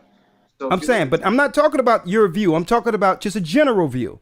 If you was to ask somebody on the corner, regardless of religion, ethnicity, or whatever, and say, well, who's the most famous Jew you think have graced the planet? Even if they don't believe in anything, they would say Jesus. Yeah, well, as a consensus, don't you believe that's true? Let's say that was the case, and I agree with you. I'm not the census master, but if that was what is reality, I would just add to that from our perspective, there's a very deep purpose of why that would be the case. Okay, well, even though there's a purpose, it's so. So let me ask you this. It seems like that famous Jew, which is the most famous, a matter of fact, it's through him, as an extension of me growing up as Christians, is why I revered and respected the Jews that I didn't know anything about religiously. By proxy, I respected Jews, white Jews, because of Christ. That's my personal observation. Now, it seems like that's the only Jew that can be offended online without anyone labeling people anti-Semite. Why you think that's so? The Jews don't really take ownership for him. Because so you can say whatever you want about him. You can say whatever you want about him. Whoa. Lord, if only we just got that little piece, it was worth the interview. I don't know if he'll come back, but the fact that he admitted that before everyone should be an eye-opener. So then why are we ostracizing and raking other people through the coal, having them apologize to a group, when the guy who made you famous in recognition gets no political protection at all from you? Something we have a personal issue with. We must. Hold on. In fact, it's through him, as an extension of me growing up as Christians, is why I revered and respected the Jews that I didn't know anything about religiously. By proxy, I respected Jews, white Jews, because of Christ. That's my personal observation. Now, it seems like that's the only Jew that can be offended online without anyone labeling people anti-Semite. Why you think that's so? The Jews don't really take ownership for him. Because so you can say whatever you want about him. It's not something we have a personal issue with. we believe we don't declare a human Messiah until he does three things. Hold up. I'm gonna let you get your point. Christians, I need y'all to hear this. Christians, I need you all to hear this. So they don't care what people say negative about Christ. Okay, he's disowned. You said that, listen, I don't care what people say about him. Isn't that what you just said? Well, no, we don't say mean things about people, but we're not triggered if someone wants to talk about him. It doesn't. What I'm saying is, if I say something negative about Jews as a group, I'm labeled anti-Semite. But the most famous Jew that have ever graced the planet, anyone can say something negative about him, even Jewish people, and not be labeled. You don't see anything wrong with that?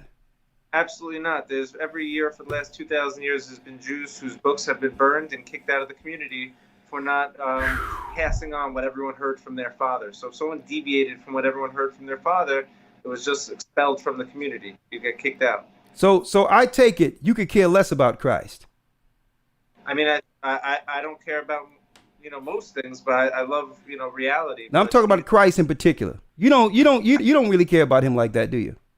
I don't even know how you're supposed to care about him. He's a historical figure, one out of billions, but it seems that he played a role in disseminating information about the house. You know what? He couldn't help himself. He couldn't help himself. He couldn't shy away from that opportunity to show his disdain.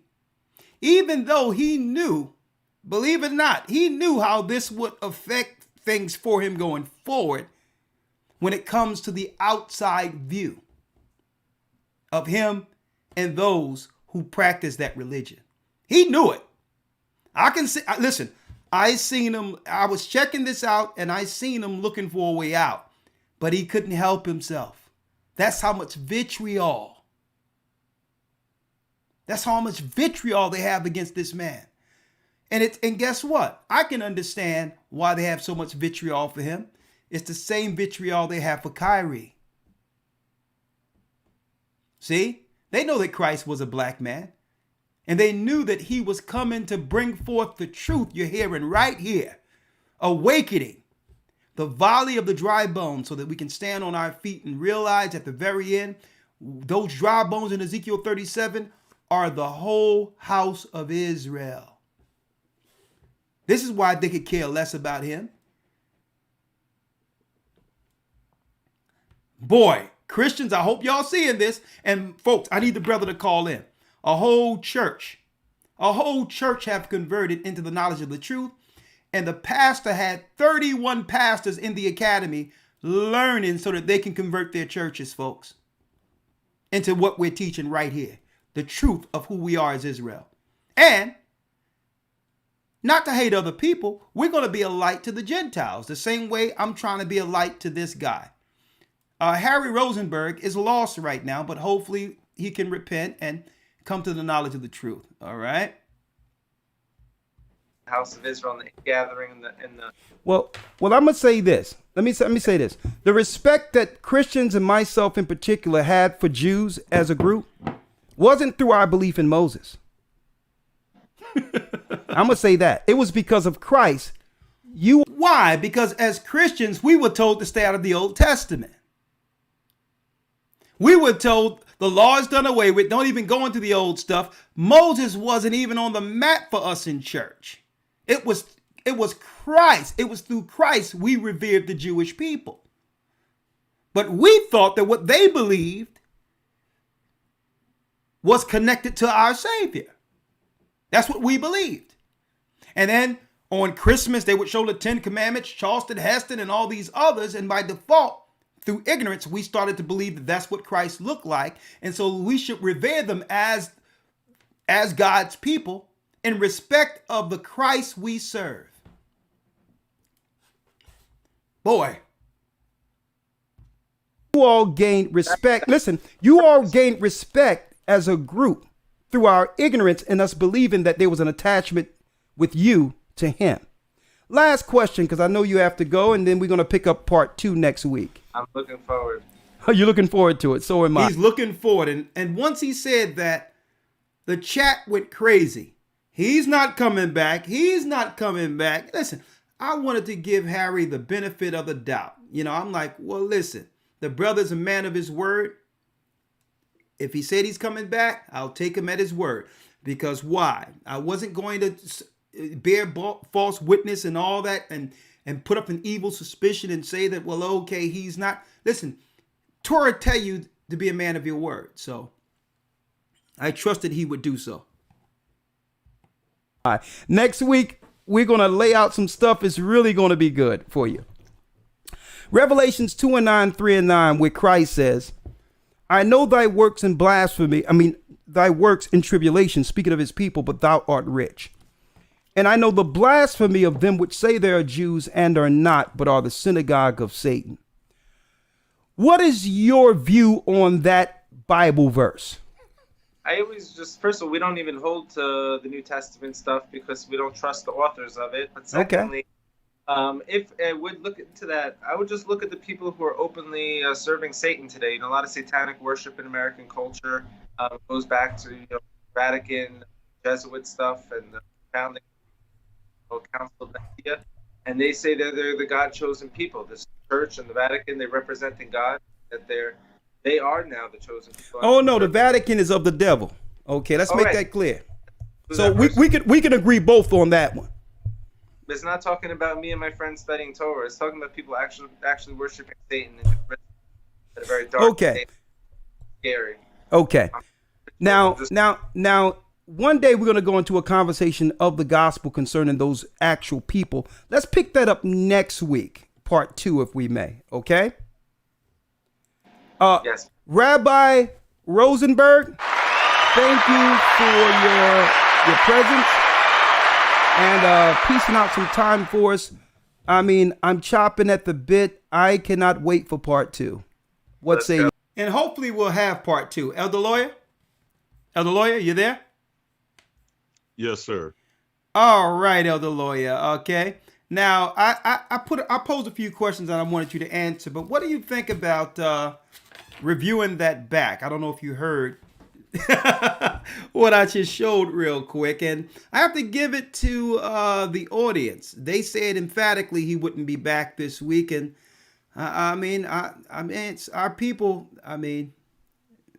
They were right on. I really was holding out hope that he would do what he said he would do, but our people are right up on it. I'll tell you that. They're like, why do you think he didn't come back?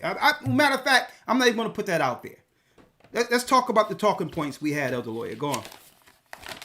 Yes, sir. Well, I think the most telling thing from last week in regards to the conversation of what is anti-Semitism is the fact that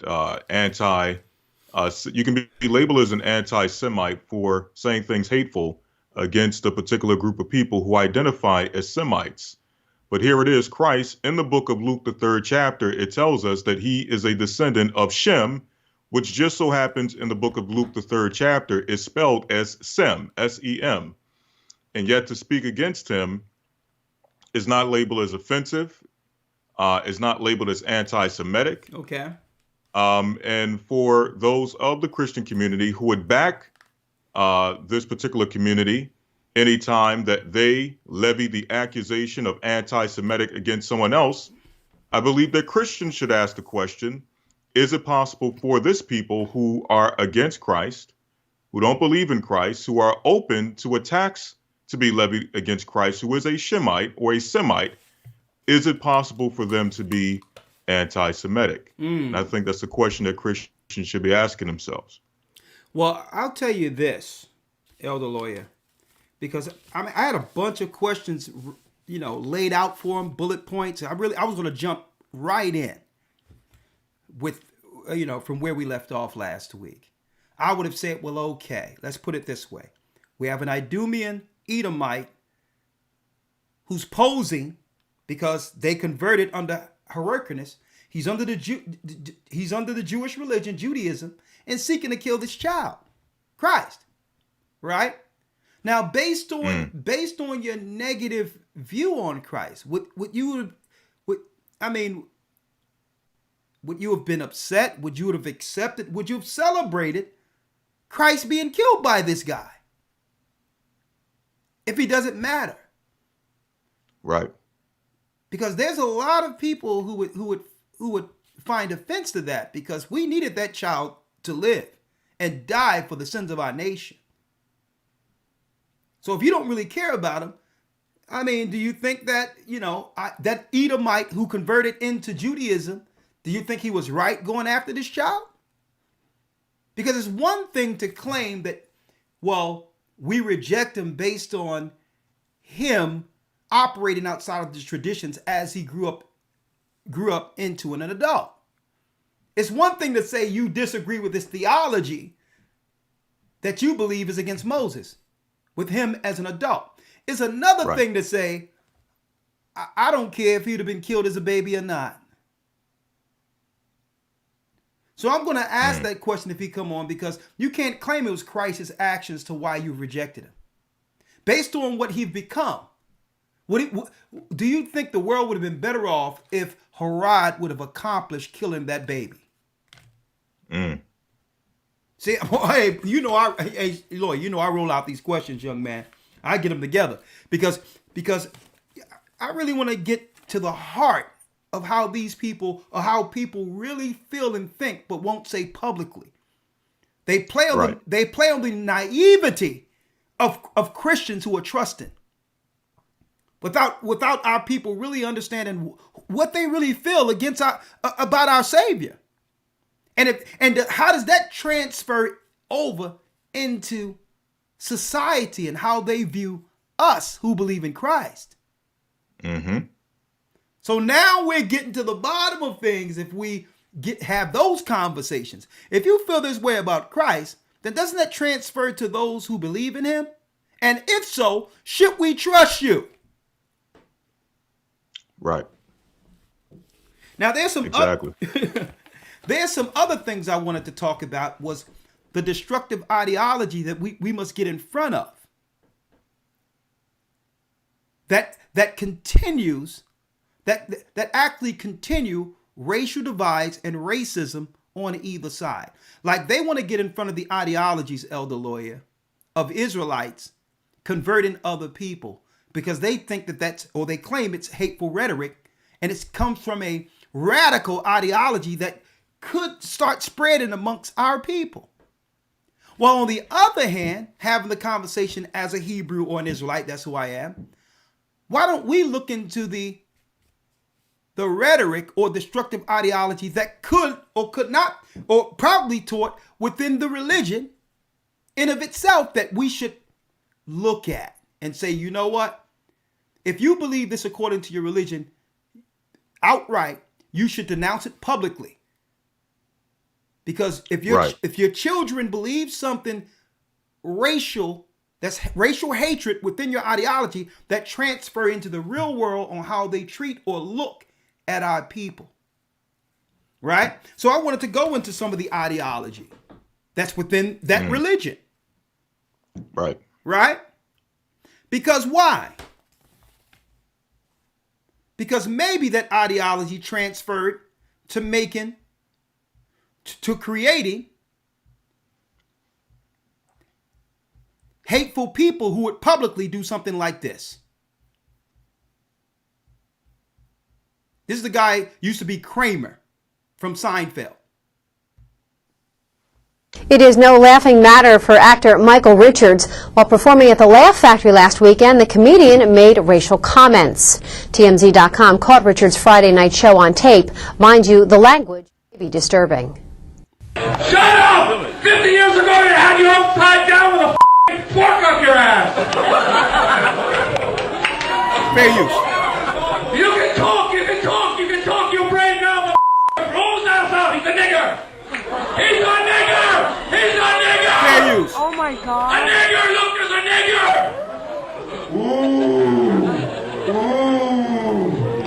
All right, you see? It shocks you to see what's buried beneath. Now, folks, Elder Lawyer. See, really, what I'm seeing here is someone who's been radicalized through some negative ideology he could have learned growing up. Right? So no one wants to you just want to isolate him as an individual who's racist without going into the environment who created such a racist. Right? So it's the same way they want to examine Israelites and how that could that ideology could be destructive for them. Right? We have to look at the ideology that made a guy like that who can publicly just outright spew racial hatred publicly. And guess what? I've never seen no long list of him having to donate $500,000 to the black organizations or come to see the slave museums of black people, right? To make amends. There was no bucket list or bullet points he would have to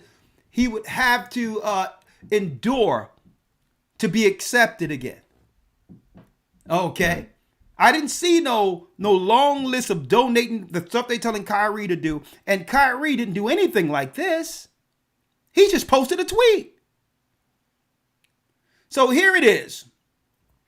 Folks, we have to go with, this is what I want to ask the rabbi. Could it be he was radicalized as he was growing up based on some of the ideology that I've ran into when reading the Talmud? Okay. Suppose I'm a child and a rabbi is going in the Talmud and it's telling me as a child that I'm a special people and I'm viewing the Gentiles differently, including black people. How does that transfer into the real world? Well, I think that was an example of it. That if you really want, and his name was Michael Richards, if you really want world peace and us, working together to stomp out evil together, regardless of race or religion or ideology, we need to start with, that's right, what's radicalizing the negative on either side? And why is there a double standard? Because this guy can do all of this. There's no question of how he feels about our people, folks. He didn't just tweet, he just didn't tweet a movie concerning degradation against black people or whatever the case is, or something he didn't just tweet a movie that would have us, upset. So we need to get to the religious radicalizations that might be within that religion. We need to have a conversation of what you believe that pumps out Kramers, Michael Richards, and get in front of it. Get in front of it and say, you know what? There's some stuff in our religion that probably worked back then, but now we have to publicly denounce those pieces of literature that we grew up learning from, and publicly do it to show in good faith that you're willing to stomp out racism and anti-Semitism, right? I wanted to pull that out there real quick, Elder Lawya. Do you have anything to say on that?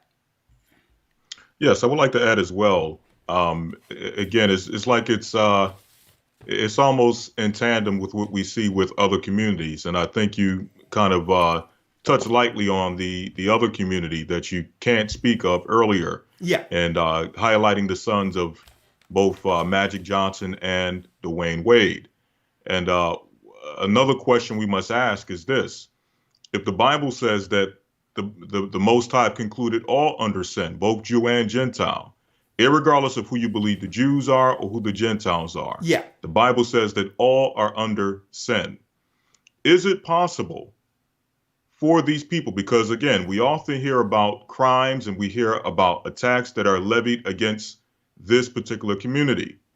Is it possible, as you've just showed in that video, for that community to levy attacks against others? Exactly. And are the people who are victims of the attacks that come from this community? Because again, we are all capable of sin. We're all capable of lying, stealing, murder, thievery, or what have you. Yeah. So when someone calls it out and says that, well, this person did this, and it just so happens that they are of this ethnicity, are we anti-Semitic for pointing that out? Yeah. And not only that, let's get to the bottom of it now. Let's get to the bottom of it. I'm not saying it's right or wrong, but at least have the conversation.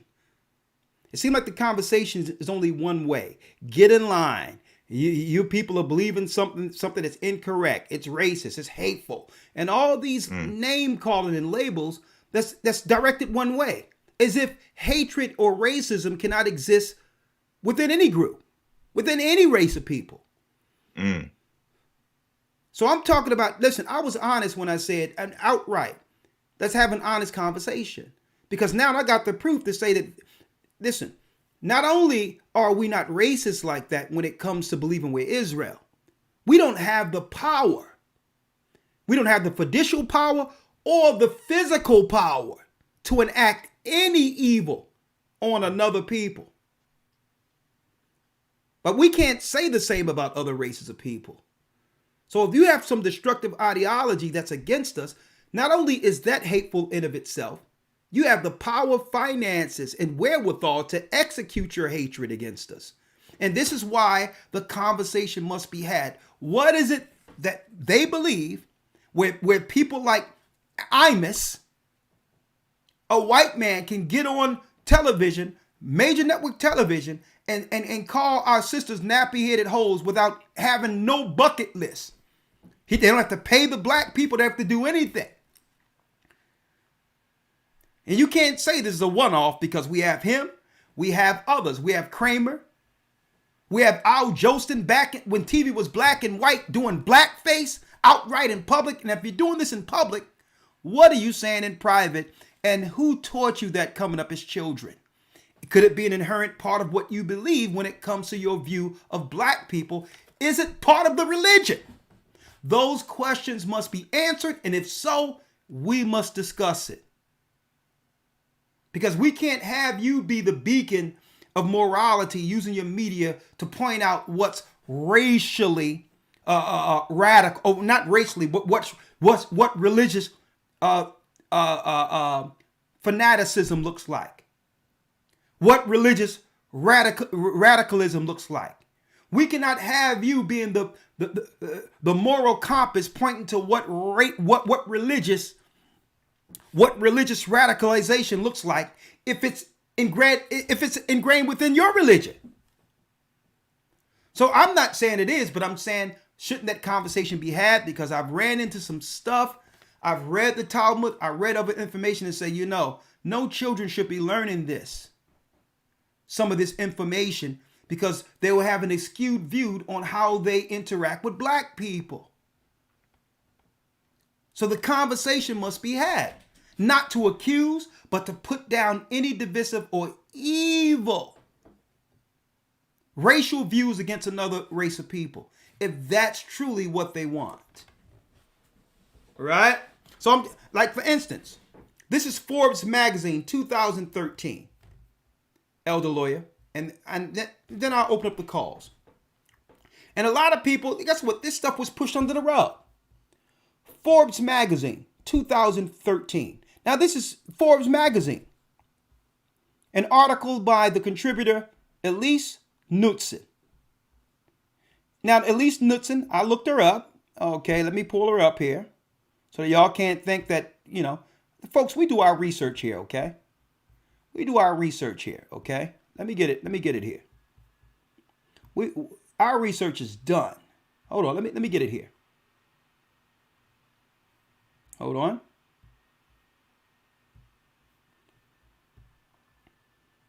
Let me get it here. Elise Knudsen, Forbes magazine.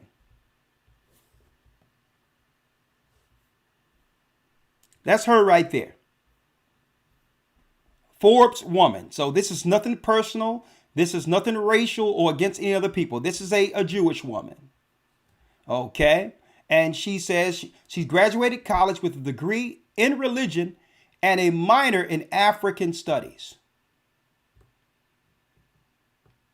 Okay. And a minor in African studies. This is her article. Forbes woman. Israel forcibly injected African immigrants with birth control, reports claims. This weekend, a report revealing that African women immigrating to Israel were subjected to mandatory contraceptive injections, effectively amounting to forced, if temporarily, sterilization, made global headlines. Now, every time you hear of Israel or black people being Israel, they would bring up Ethiopians. Some 130,000 Ethiopians, most of them Jewish, live in Israel.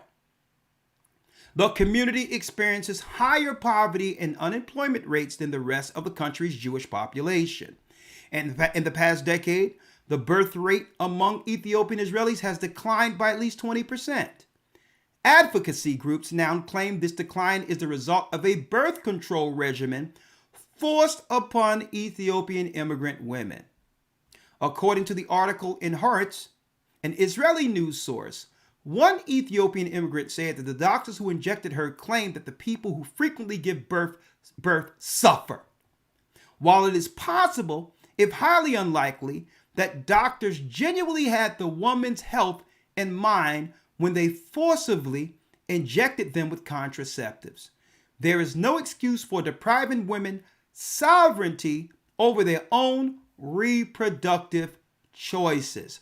Forbes magazine. Now, this goes on, and it talks about Germans and all that up in here, right? By the Germans and what happened and all that.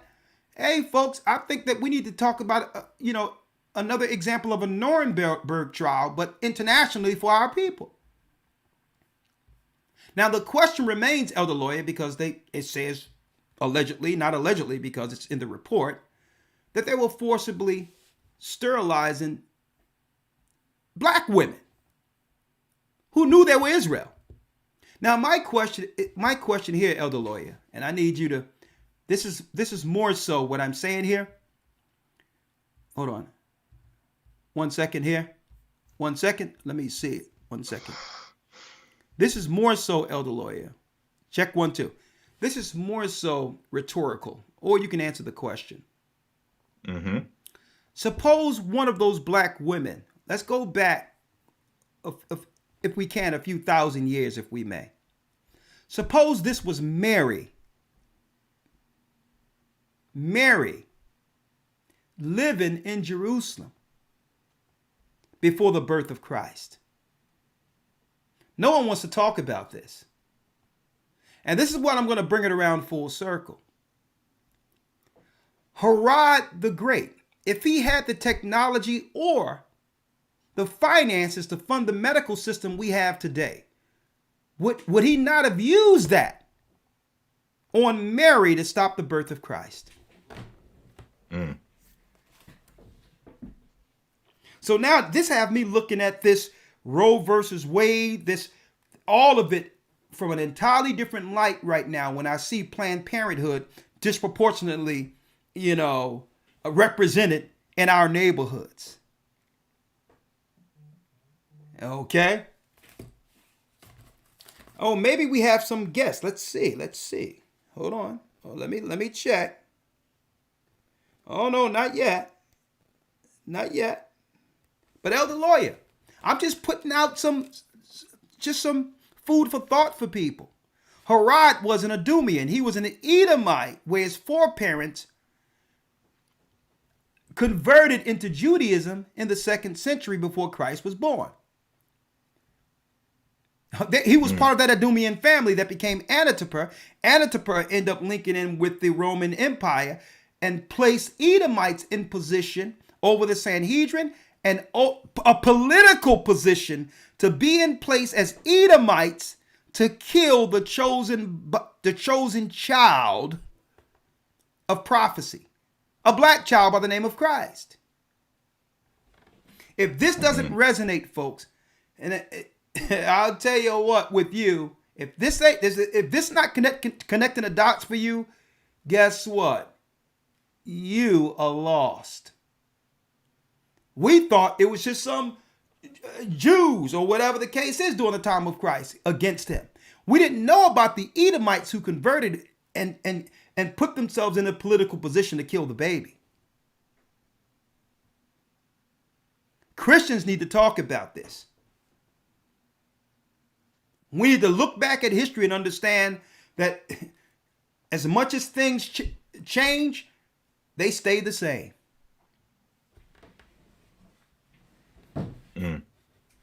All right, Elder Lawyer, anything you want to say before we open up the line? Oh, I had a few things, Elder Lawyer. I had the Philo report, and I had a few questions. But I'm going to hold these because I'm going to hold Harry to his word and see if we can have him on next week. I'm going to hold him to his word and see what happens, all right? Because hopefully the brother's all right. Hopefully nothing happened to him. And I'm going to leave the door open. But anything you want to say before I open up the lines, Elder Lawyer? Yes, sir. Just two quick things. How is this any different than what was committed against the said people who are implicated in the article as performing these forced sterilizations? How is this any different than the atrocity that they went through? An atrocity so great that they said that it should never happen again, and that they should be protected at all costs from this happening again. Within that atrocity, there was extermination as well as sterilization and things of that nature, various experiments. So how is this any different? And secondly, are these immigrants who just so happen to identify as Jews and are recognized, not only do they identify as Jews, they're recognized as Jews by the state of Israel. Yeah. Are they protected under I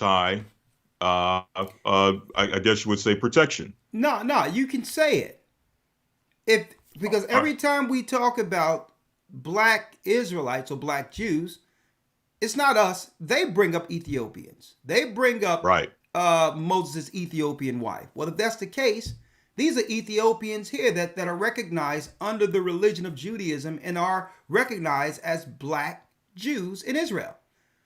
Well, is it now? Not once in this Forbes article, Elder Lawyer, did we see the word anti-Semitism as a word to politically protect these black people. Right. So we need to talk about these double standards here. At the least, it's a double standard, right? Right. I'm not saying that they can't use a label to protect themselves, being a minority or one of the smallest groups in any country, or whatever the case is. That's their choice. But why can't these black sisters here, who are also identifying as Israelites, whom they recognize as Israel, why can't these black people be protected under the label of anti-Semitism? Right. Or is there a definition that's maybe there's a silent definition that if they said what it really meant, it would actually expose everything. Right? There must be another definition, because blacks cannot be protected under this label. And if not, why? Let's have the conversation. Because these are people who are recognized in Israel and they're recognized as Israel by the Israelis, by the state of Israel. But yet they can't get that same protection. And if not, why? Anything else, Elder Lawyer, before I pull in the line? No, sir. Let's open up the calls. Okay, we're going to open up the calls. There's two things I put out there. Did you write it down, Elder Lawyer? The 2 points? I didn't write it down. When it comes to me, I'll mention those 2 points. Okay. All right. Well, don't worry about it. We're here. It's open here. Israelites are under the spotlight. It started way back before 2020, before the lights went out and before the cold started infecting everyone. The conversation on everyone's tongue out there was Israel, Israel, Israel. Black people are waking up and understanding that they're not Hamites, that the Christian church lied to them. We're not from the cursed seeds of Ham like the satanic Mormon religion is teaching, and also the Jehovah's Witnesses is teaching that garbage. We're not Gentiles. We're from the lost tribes of Israel according to bloodline. Okay. Oh, yeah. The one thing I did I did put out, Elder Lawya, as a question is, now that the cat can no longer be put back in the bag, can't put a lid on this, what is the established corporation's next move? Yes. I'll put that out there. What is their next move? Because why? Are they going to make it a fireable offense? If black people in sports and entertainment stake claim to be an Israelite? Will they make that a fireable offense? Will they now take away what people have and fire them if the knowledge of our people being Jews or Israelites is discussed publicly amongst their teammates or amongst those on the job? And if so, isn't that a double standard? Because Chinese people don't have to renounce their ethnicity in the workplace. They can say, well, I'm Chinese. They don't have to worry about a reprimand staking claim to their nationality. And all I can see is what? Lawsuits out of the wazoo. I'm going to tell you, folks, there's many lawyers. I don't care who they are. Get your legal teams ready and make it public record. It's time to sue out the wazoo. If the corporations begin to infringe on our religious right to exist. Because I see this is a dark path they're going down right now, Elder Lawya. And what I'm seeing here, they got to make a move to slow this up. So are they talking behind closed doors and making it what? A fireable offense? If black people start staking claim and Latinos and also North American Indians and all those who have been conquered by Rome, if we start claiming we're Israel publicly in the locker rooms or in our workplace, will that be deemed a fireable offense? I think that's where they're going, folks. To try to claim, because they're going to try to connect everything to that tweet and say, nah, you believe everything that documentarian put together, that documentarian put together. And by default, when you claim you're Israel, this is what you believe concerning our genocide. I'm looking how the media is tying everything again to that one thing. And guess what? I knew I was Israel well before that documentary. As far as I know, Dalton, he came in 2011 or him learning from teachers like myself and others is probably what spurred him or influenced him to go into the research. So I didn't need a documentary to know that I was an Israelite. But they're going to try to hook everything into that documentary and say, if they believe they're Israel, this is what they believe concerning us. They're going to try to shoehorn it and make that the talking point, the corporate talking point, to take away our freedom to exist as Israel. I really think that's where it's going, Elder Lawya. Yes, definitely. And I think because there's really no, I guess you would say, violent extremism that takes place. So what they try to do is they try to tie in little pieces over decades, long time, to try to tie in this idea that Israelites are violent extremists. So they'll go back to Yahweh ben Yahweh and some of the things that he did. And they'll go back to maybe the event that took place a few years ago, 2019, the shooting in, what was it, a deli or something to that effect, a grocery store within a Jewish community.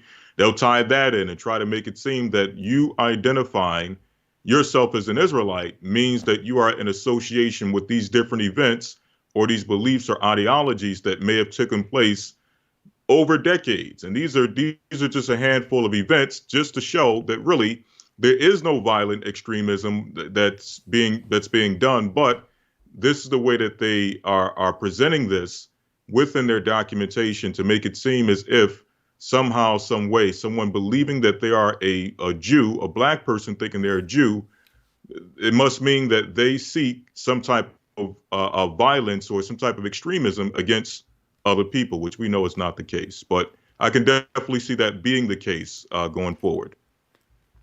And I'm going to tell you this, Elder Lawyer. Outright. I'm going to tell you this, man. Number one,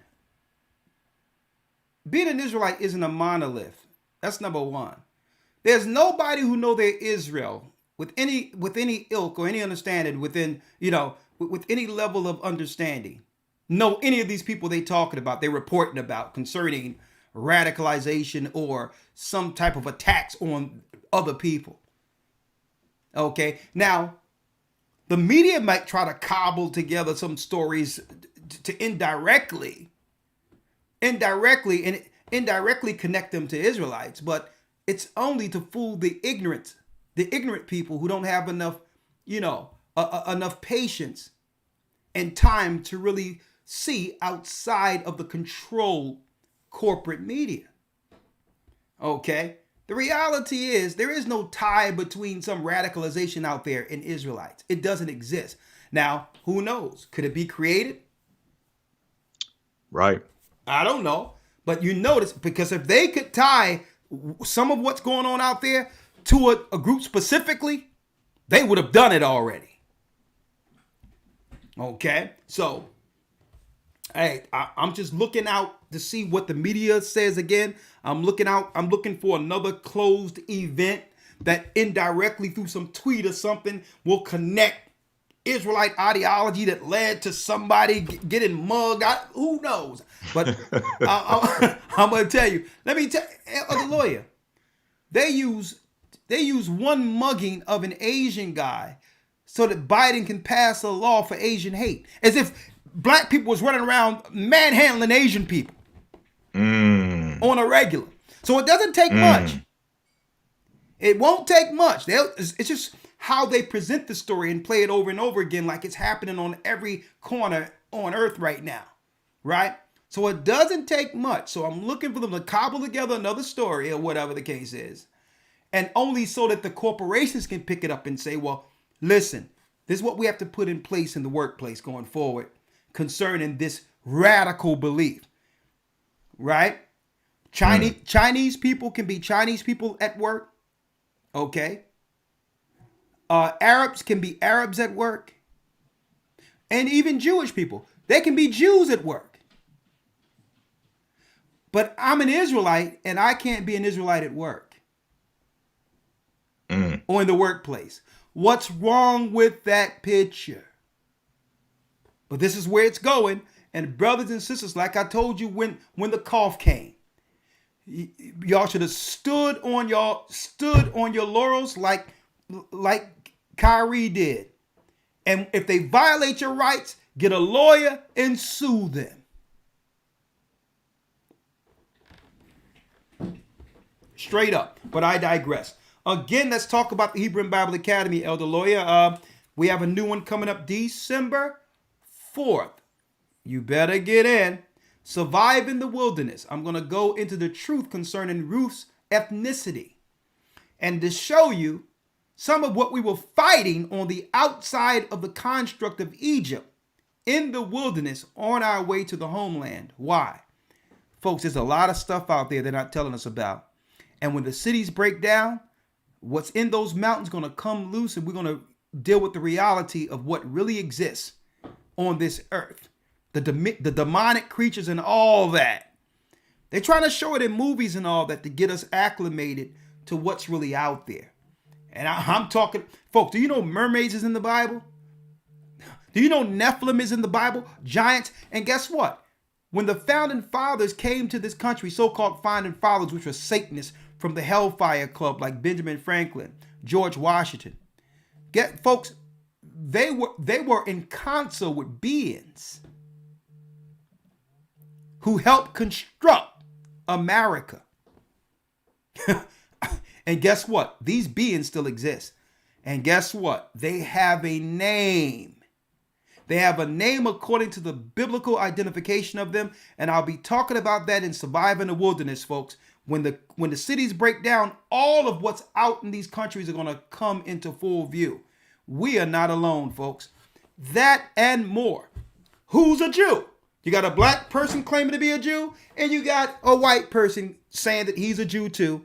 Let's put out the paperwork. Let's get the literature involved. Let's get the university papers and the history along with the Bible to make sense of all of this. Okay. And also, we're going to go into healing according to God. Should we protect our children from birth? Is there anything we need to protect our children from, like when Moses had to be put on a boat into Egypt to escape being harmed from birth?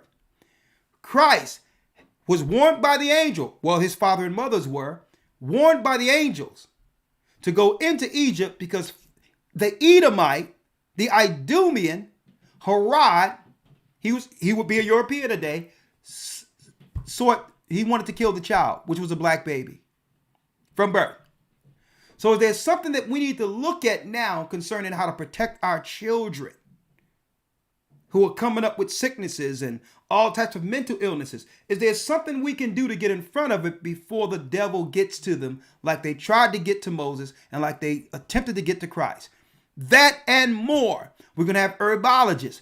We're going to have, that's right, we're going to have experts on this academy. And now that you've helped me out with a new computer, live Zoom questions at 2:30 after the academy is done, no later than 2:30. Live Zoom questions where our loyal participants of the Hebrew Bible Academy can now come in and speak to us and ask questions concerning the lesson in case there was some information you didn't understand. For the first time, because of all of your support, we brought this academy to the next level, and it couldn't have happened without you. All right, so let me put that out there. HistoryTimes.org. Folks, over 31 pastors were in the academy learning. We have a brother who converted his whole church, and they are now a part of the Gathering of Christ Church in the Carolinas. It's happening, folks. The Great Awakening isn't upon us. It's South Georgia. South Georgia, Elder Lawya. Where is it at again? South Georgia. Yes, South Georgia. Douglas, Georgia. Douglas, Georgia. A whole church had been turned over that once was a black church. No longer deal with paganism and all of that. They deal directly with the truth that's being taught through this church, real time. He had 31 pastors who was in the academy quietly getting the information so that we could get the Babylonian toxins out of their minds. It's happening, folks. And folks, I'm not just talking about black Christians. I'm talking about even white Christians are coming to the knowledge of us being Israel and understanding what? That there's a gospel to the Jews and also to the Gentiles, that now that that the Israelites are here to be a light to them, through Christ. Okay? That's right. I want to put it out there. All Israelites it doesn't hate other races of people. That's ridiculous for someone to even think such. Okay? That's another lie out there. Automatically they try to discredit, oh, they're the guys, and try to tie, they're the guys that be on Times Square cursing people out and all that. Liar, liar, pants on fire. All Israelites don't believe that. It's dismissive and disrespectful for you to put us all in one bubble. Okay? And it's disingenuous, and it's straight lazy not to ask, is there differences? Are there differences? It's straight lazy. Okay, so we're not going for it anymore. We have Gentiles who are converted. Gentiles are going into the water, changing their lives, understanding the truth concerning our people being Israel. And you know what? They have no problem about it. But I'm sure there's some people out there who does. All right, Elder Lawya, hold right. We're going to open up the lines in 1 second. And that's right, Hebrew and Bible Academy, hope to see you. December 4th, enrollments are open now. We have the administration on standby. Go to historytimes.org. I want to see you there I'm going to see you there in a couple of weeks. Hold tight, and we'll be right back with the phone calls. The Bible. Is it hard to understand? when it comes to reading the Bible, the first thing that comes to mind is the fact that this is the Word of God. The seals have been broken, and the truth is here. And when we go throughout the scriptures, when we go throughout extra biblical records, we find that the language that God employed, that He used to create the heavens and the earth, was the Hebrew language. Christ said, I came for the lost sheep of the house of Israel. But yet no one, no religious leader, no religious church out there anywhere can now identify the 12 tribes of Israel. Can we? God is quite simple, but it seems as if man makes understanding Him hard. What are those mysteries? The truth of your book and the truth will make you free. The Hebrew and Bible Academy, you're invited.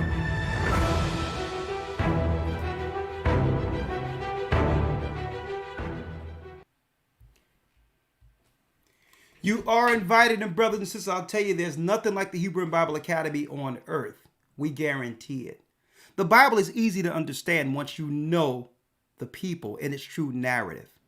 Hey, and we've caught them. I'm speaking of the children of the devil, red-handed. All right, historytimes.org. See you in a couple of weeks. Let's now open up the lines. And yes, what do you think the next moves are by the enemy? Okay. First of all, they're disingenuous in of itself, using yellow journalism to actually identify what an Israelite is as a form of control. All right. I wouldn't suggest anyone ascribe to the Southern Poverty Law Center as anything reparable concerning what an Israelite is. Okay. Because you do the research on them and those, in particular, who have put that particular thing together so that now, quote unquote, independent news circulations can pivot to them, okay, for information concerning Israelites. I'm like, are you kidding me? They're not reparable, and they're not doing anything for any poverty. It's just yellow journalism so that they can label and demonize someone, and that now a separate entity can now source them or cite them as experts. Nah. If you want to know what an Israelite is according to the Bible, speak to the people, not those who are against the awakening. All right. Great broadcast. A lot of information. Let's call in. I have Elder Rawchaa on the line. Elder Rawchaa about to come in. If you want to say something, Elder Rawchaa, before we bring in the guests, let me know. Blog Talk Radio. Welcome to Blog Talk Radio. Please hold and you will be able to listen to the show.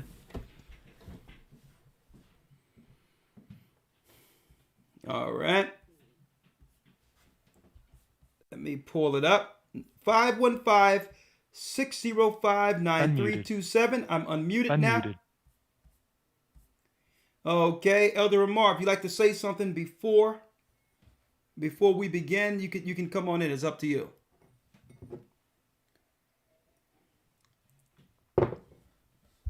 I'll tell you what, it's a good time to be an Israelite. I'll tell you that. Praise the Most High. I'm just listening, Elder. Okay, good. All right, let me go down the line. Let me open it up. Thank you, Rawchaa. 302 area code 302. And the brothers from New York, if y'all want to call in, come on in, because we have the church from New York. So if you're from New York, the bishop, the deacons, come on in. Tell us what the environment is over in New York with Kyrie or whatever the case might be. 302 area code. And if one thing this have done that I thank the Most High for, it doesn't matter what faction of belief you may have when it comes to an Israelite. It doesn't matter if you are an Israelite or a Christian. It doesn't matter if you don't believe anything at all. For once in our existence in this country, as Israelites,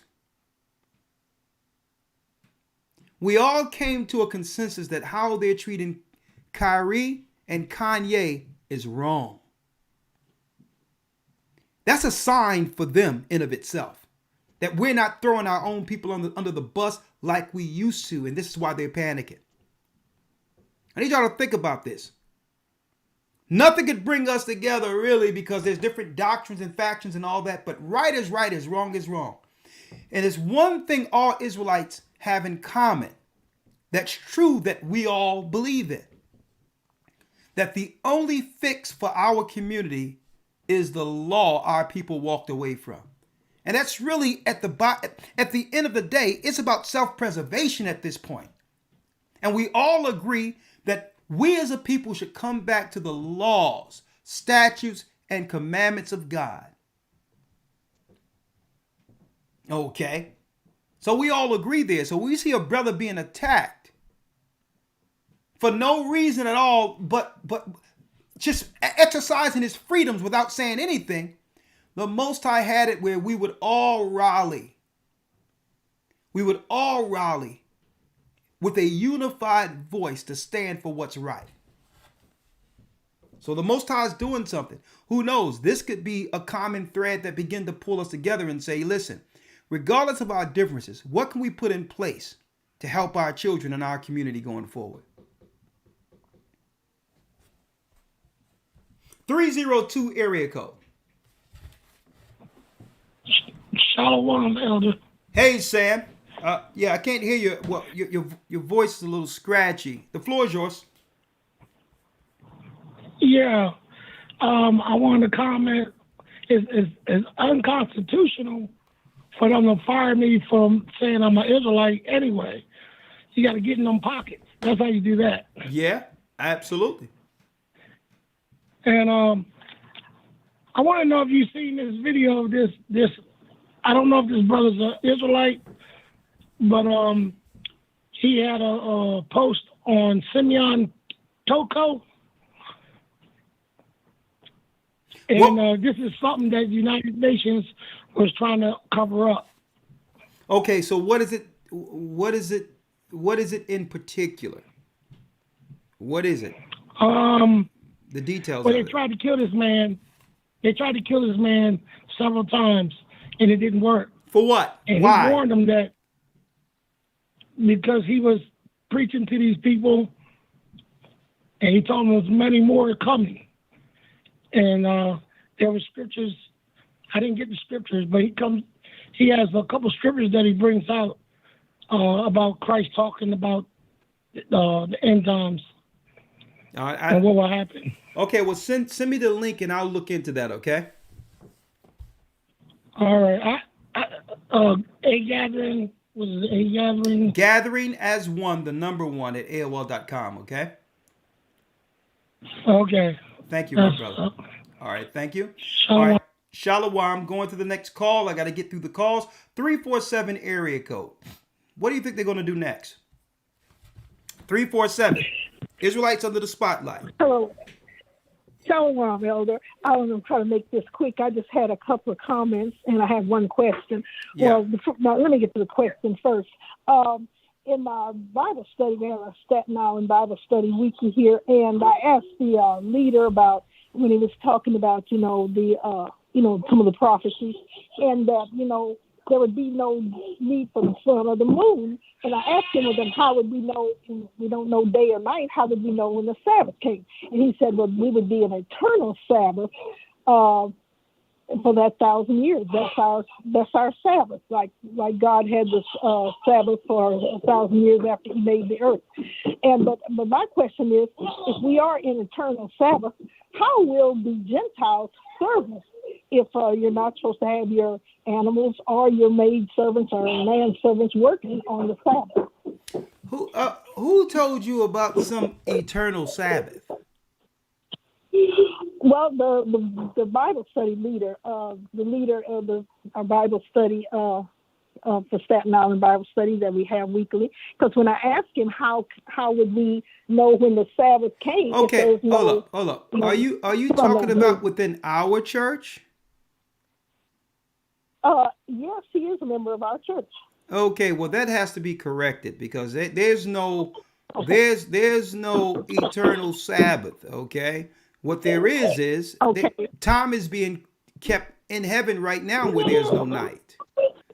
When it talks about rest, it's talking about what? It's talking about the 1,000 years resting. Right. Which is the 7,000 year now that creation had to start again from the time of Adam's death. So there is no eternal Sabbath. Time is still being kept. Okay? Okay. Time is being kept in heaven right now. When it says, listen, when it says no sun or moon. Exactly, but who set up the sun and moon from the beginning to keep time? Christ, after his father's direction. Yeah. Okay, so don't forget, time was being had before the sun and the moon. Okay. Don't forget, in the beginning, when the light came, and when it says there was a face of the deep, right? Right. And he divided the night from day, and it says the evening and the morning was the first day. That was what time was being kept before the sun and moon. So no. So, probably a conversation you had amongst them. Some people probably didn't know what the answer, so they gave you an answer. But no, there's no eternal Sabbath. The Sabbath is a full time. You have to do us a favor when y'all call in. Please go into a quiet environment. It's bad for radio. All right. There is no eternal Sabbath. There's 1,000 years rest, but time is still being kept. All right. All right. Next call, 704. Shalom and Barakatah, elders. Hanak, how are you? To all the elders. Shalom. Floor is yours. Shalom. This is Brother Hanak from the Carolina Bodies. First and foremost, I thank you for coming down to visit us this past Sabbath. It was great to see you guys down here. My comment was that it's interesting that, when you brought up how they don't defend Christ, there's a particular faction, I'm speaking of Jews, there's a particular faction of Jews who call themselves Messianic Jews, that even when people speak blasphemy against the Savior, they're quiet as well.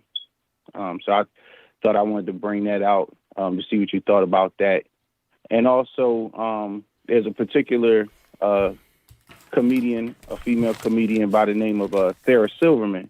And a few years ago, she did a blackface rendition on Comedy Central, and there was no outcry, there was no outrage, there was no laundry list of apologies for her to, do the same. There was no fiery hoops for her to jump through the same way they're taking our brothers through as of now. And her career probably flatlined, but it kind of seemed like it swept under the rug, just like, the incident, the video you played earlier with Kramer, calling a brother a nigger and all of that. Whenever they do anything against us, there is no anti-hate movement for our people on our people's behalf. But as soon as we proclaim that we're Israelites, they feel threatened, as if there's going to be violence and the city's going to be burnt down and all of these things that's going to happen to them. The same way when we talk about slavery and things like that, white people start talking about, what is it that they say that we teaching in the schools about slavery being bad and all of these things. So it's a paradigm shift. I believe that, they know the prophecies because they knew we were Israel coming off of the slave ships. They know that the Most High told our father Abraham that the nation that he will bring us out of, he would judge. So they see the handwriting on the wall, and they're just trying to buy more time for themselves by trying to keep the awakening quiet. I appreciate your time. Shalom and Barakatah. Shalom. I want to say something in particular, which is quite interesting. You brought up Messianic Jews. And let me tell you, that's a very, very, very destructive ideology that has crept its way up within Christian circles. Very, very destructive ideology. And I'm going to tell you why. If there's no difference as you're teaching in Christianity between Jew and Greeks, why is it now you must make a distinction? Why not just be Christians and join Christian churches? If you believe that you're a Christian, why do you have to divide yourself under Messianic Jews? That's destructive. Because why? Automatically coming in the door, there's a level of authority that comes with that title compared to other Christians. But if you're going to say there's no Jew or Greek and all that, no, you have to take away that label Messianic Jews and to come in as Christians. That's how destructive it is. Because it still deals with the premise of one people being Israelites without highlighting the people of Deuteronomy who are suffering the curses. So that's a very destructive religion on the surface. It seems like from Christian standpoint, oh yeah, we got some people who are now converted and now they believe in Christ. Well, shouldn't they be learning from you? Shouldn't they be under you? So don't go for that con game. Don't go for that con game. Then it's another way of bringing in an ideology that would do what?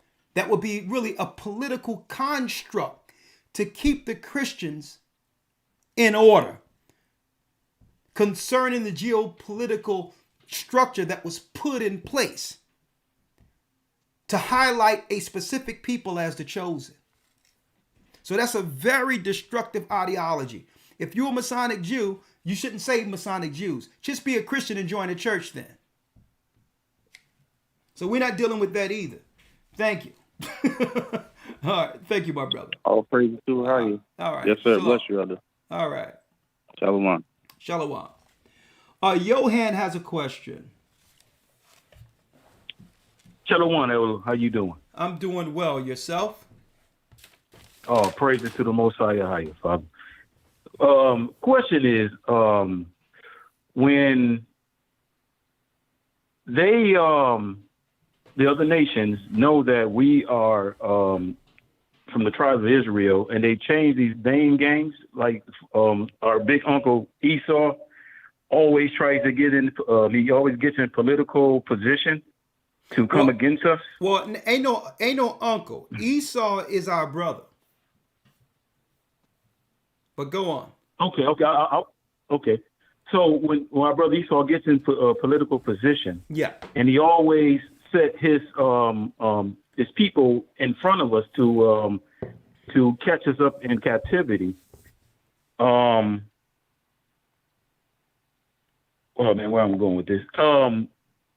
They always change our names when, or they always point us as the enemy and do the captivity to every nation that holds us. Yeah, I guess what you're trying to express or draw, what you're trying to just bring to light here. What comes to mind here is the fact that you're saying when Esau come in position, it's his position to disconnect us from our heritage and our name Israel. Right.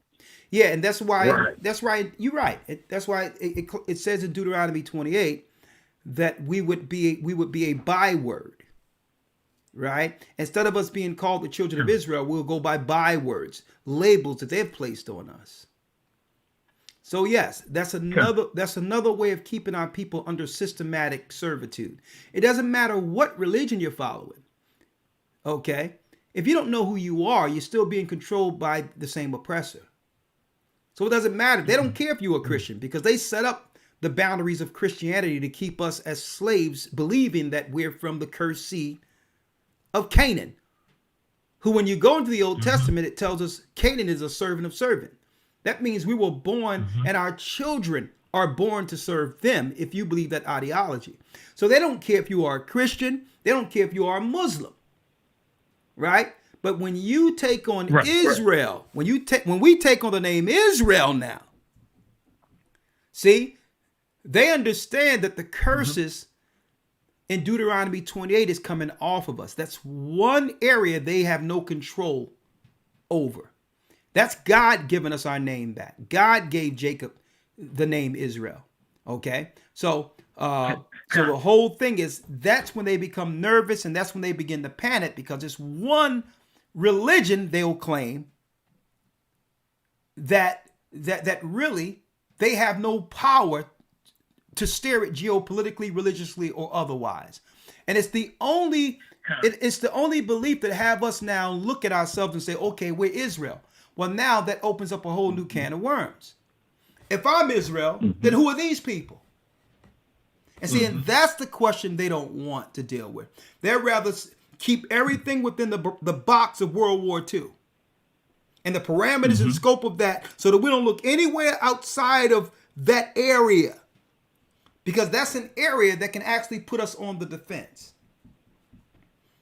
And be like, so the whole thing is, the conversation should be had. Are we the children of Israel? And if so, what does that mean prophetically concerning us? And it does matter. Why? Because Christ said he came for the lost sheep of the house of Israel. Is Christ coming to save us out of this captivity throughout the earth, like he saved us out of Egypt by choosing Moses? That's the conversation they don't want to have. See? Because why?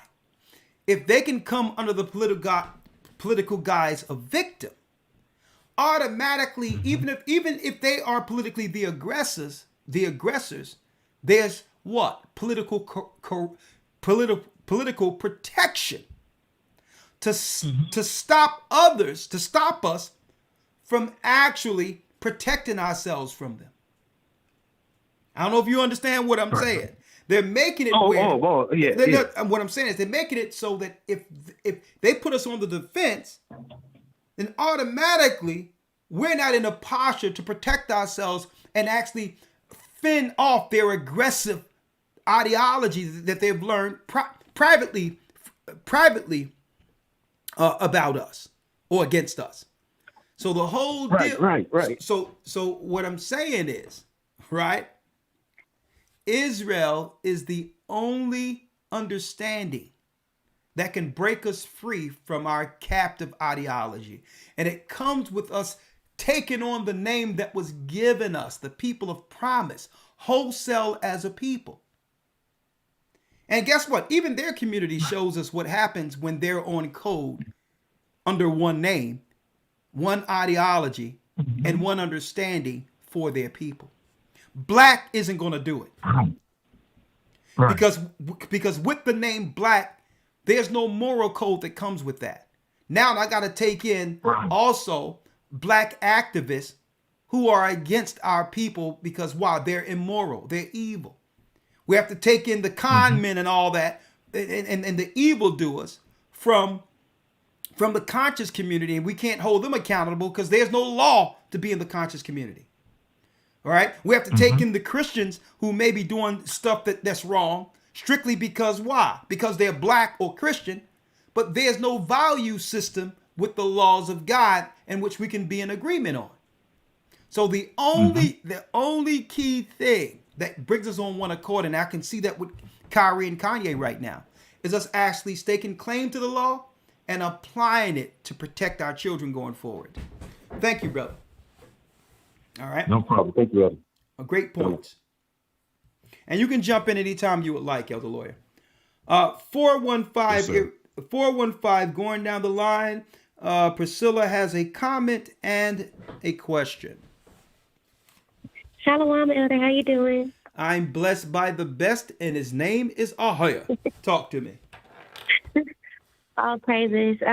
Just first a comment, then a quick question. My comment is, it's just, all I can say is just all praise to the Most High for just seeing the constant conversation of Israel, people, friends, family. I've been in the truth for 8 years now, and, a lot of people was shunning the conversation or didn't want to talk about it, but now people are calling me, texting me, asking me questions, and, I even sent one of my friends an invitation to the body out in Pennsylvania, so it's just super exciting to see the Most High waking everybody up and just bringing the truth to light. It's just, what a time to be living in. And then my question is, because my dad's a pastor, so throughout these years, we, from time to time have conversations about, the truth and our differences and what we believe in. And most recently, of course, bringing up the Israel thing and who is Israel, Is there a lesson that you have, or any quick comments you could say towards? I really just want, it would help, to me, it would help the Christians to really get an understanding of the doctrine that they learn in the church concerning who Jewish people are. So, like, for example, when I talk to my dad, the things that he brings up to try to prove that the Jewish people over there in Israel is the real Jewish people, he talks about, like, the temple being built and how, when Christ is supposed to return, or when he returns, he's supposed to be at the temple, or the so-called Antichrist is supposed to be at the temple. So the fact that they're trying to build the temple is supposed to prove them being the real people. Or the other point of, when they went over into Israel during World War II, somehow, the Christians see it as some type of miraculous situation. How, like my dad always says, how is it that they, the smallest amount of people in the whole world, and they were able to miraculously turn themselves into a state? I don't know if you're familiar with these things, but it's a whole doctrine that they've been taught that, makes them believe with certain scriptures that they use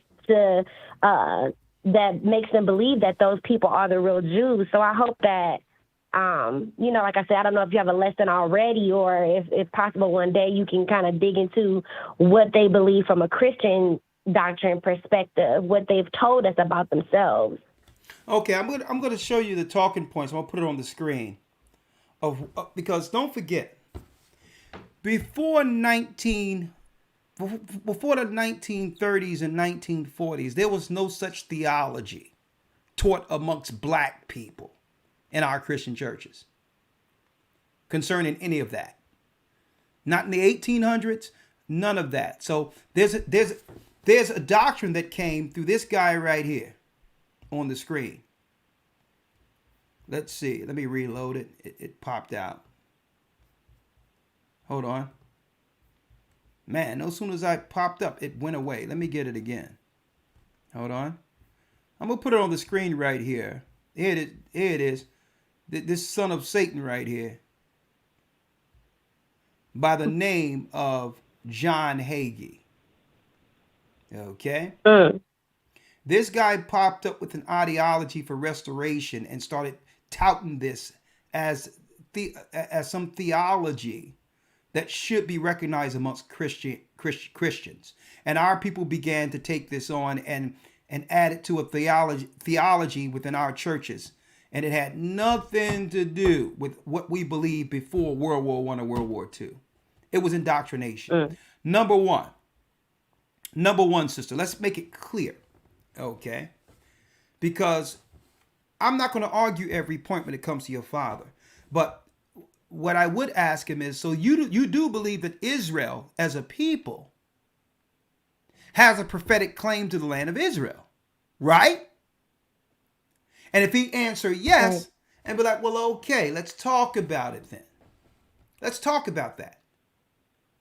And now you begin to do what? You begin to open up the understanding of history concerning who the bloodline Israelites are and were. And you have to actually show a Christian. Now, this is the part that Christians will get. Okay?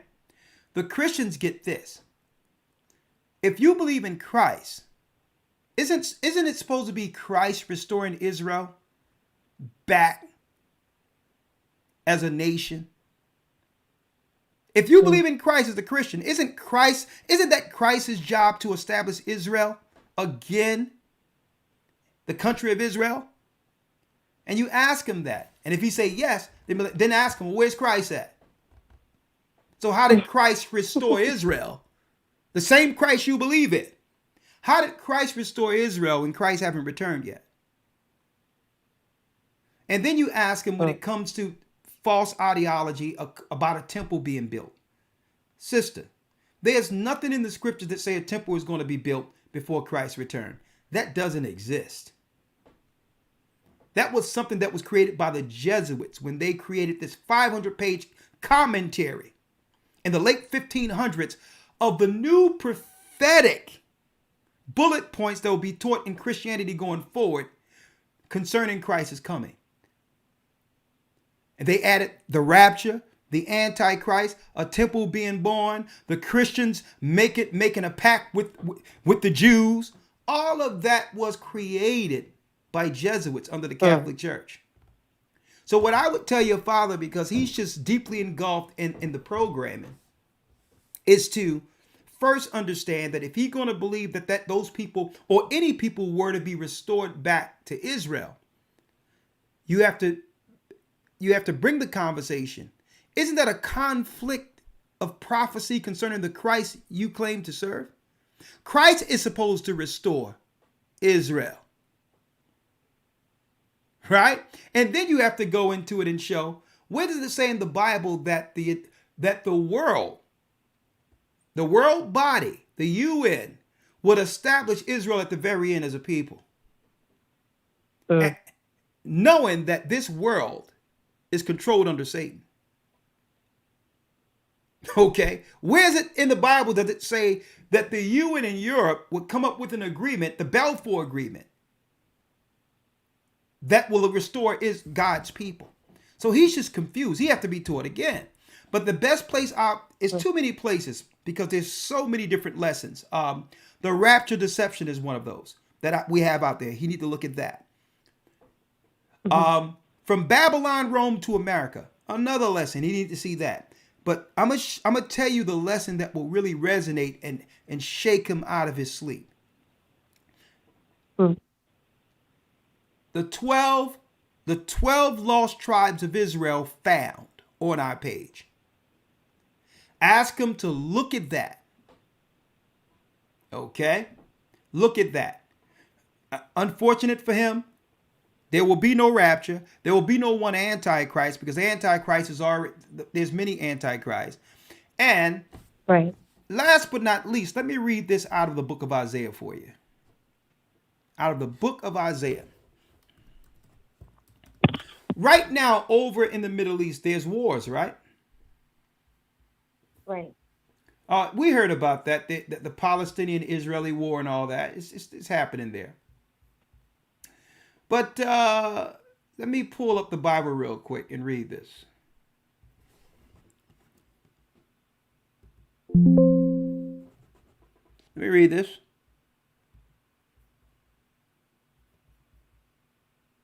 One second.